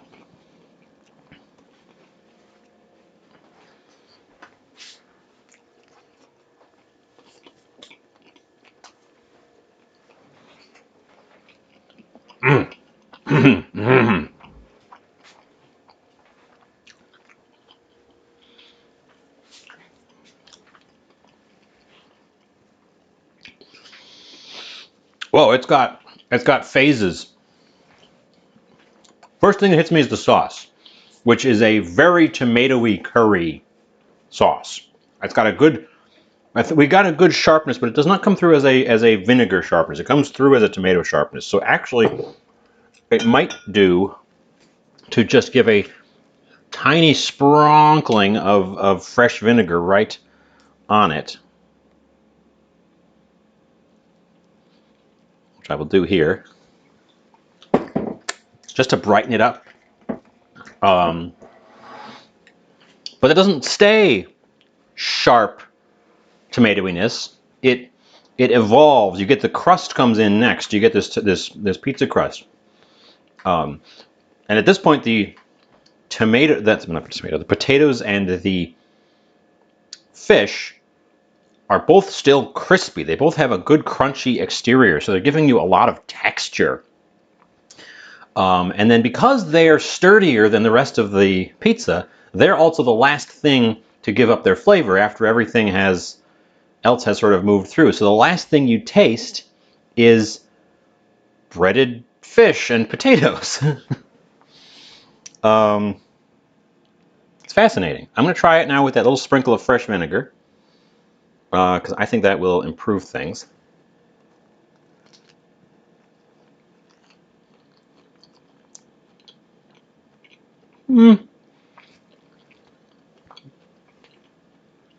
Maybe. I don't want to douse it because I don't want it to be soggy. I feel like a malt vinegar actually would be better here because it is a bit of a stronger vinegar flavor. Red wine vinegar is a little bit weaker in terms of its sharp flavor. At least this one is. I'm not sure I super notice it. I should definitely notice this, which I'm going to go for a dipper the way I think we should do it, which is get dunked.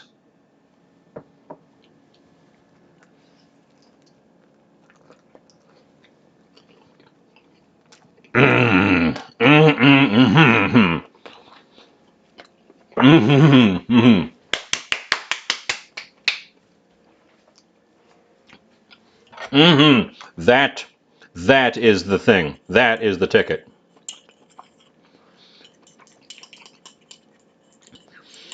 That gives us a good punch of sharp, pickly flavor, tanginess, creaminess. Yes. Tartar sauce. It is an underutilized condiment in my opinion, and this is the perfect spot for it. Because actually the cheese layer on here is quite thin, and we're not getting that sort of rich cheesiness from the pizza itself. But the tartar sauce here bringing in that creaminess. I'm going to use my finger to clean up the edges of the bowl here. The tartar sauce definitely was the ticket. Ooh, boy, yes. I was trying to talk it up, but I was a little underwhelmed just eating it straight. The tartar sauce completes it. The tartar sauce completes it into the flavors that I had in my head when I started this. Because I knew we'd have a problem if we put any of those tangy things in there right away.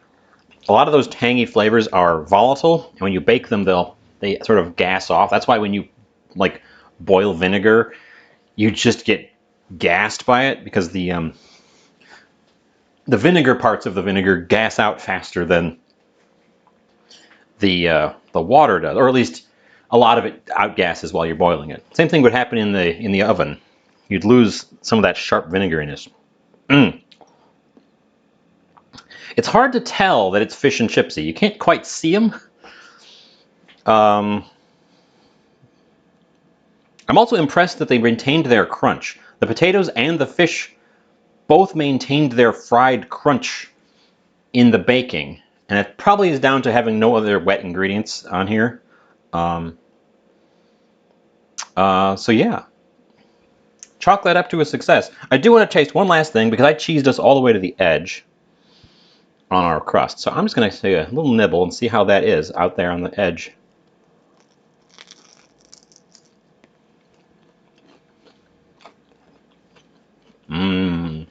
That's something that you should do whenever you've got the chance with your own pizzas.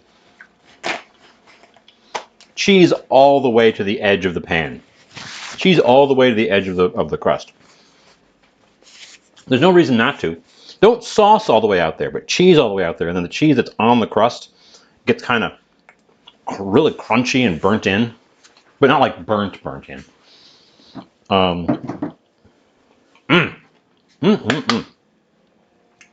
Oh, and one last moisten from Saizen, just before I sign us off.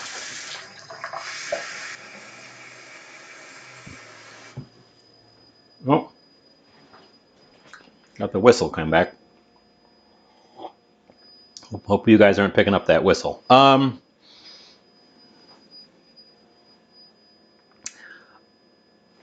Yeah, so let's sign us off and raid out and tell people all about the goodness. If I can go fix that whistle. Who's doing what?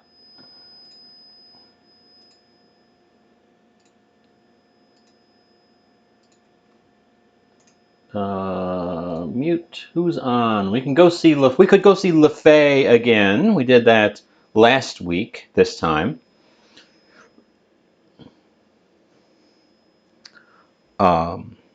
Yeah, that's where I picked it up. Is the Detroit style, which is real good. This one was. It felt very hectic, but also I didn't feel like it got away from me. It just felt like I had a lot of things to do. But it was a good result. I think it would be better served with a different fish. I think that the tilapia is a little bit too delicate for this. I think that the more traditional options of a cod would be better, because it's more sturdy. It would hold up better. I think we dried out the tilapia just because it is a bit more of a delicate fish. What is the Expanse?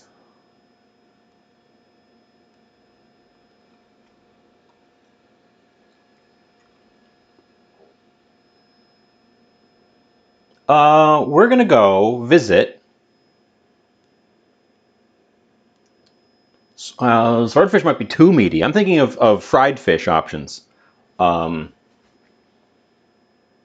Monkfish probably would be good, but that's even a bit more expensive. I think we're gonna go raid Heki, because I want to see what this game is that she's playing.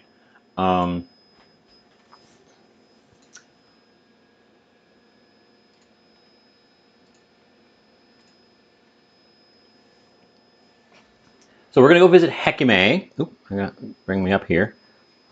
We're gonna go visit Hekime, who we've caught cooking in the past once, I think.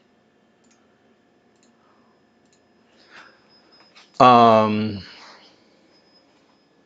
I don't think trout either, because now we're getting into more oily fish. I think for fried fish you want not oily fish, the sort of firm-fleshed white fishes like cod, pollock, haddock, tilapia, although tilapia is a little bit too delicate. I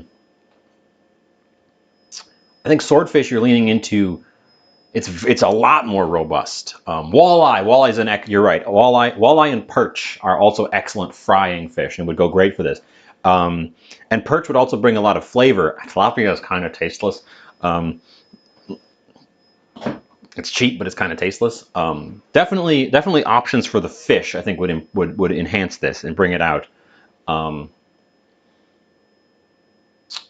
yeah, I got distracted. We are visiting Hekime with a whopping 3 of you are sticking around. Thanks for sticking around. Here's the countdown already. I will see you next time. I'm planning on being here on Saturday at some time. Unsure when. Bye.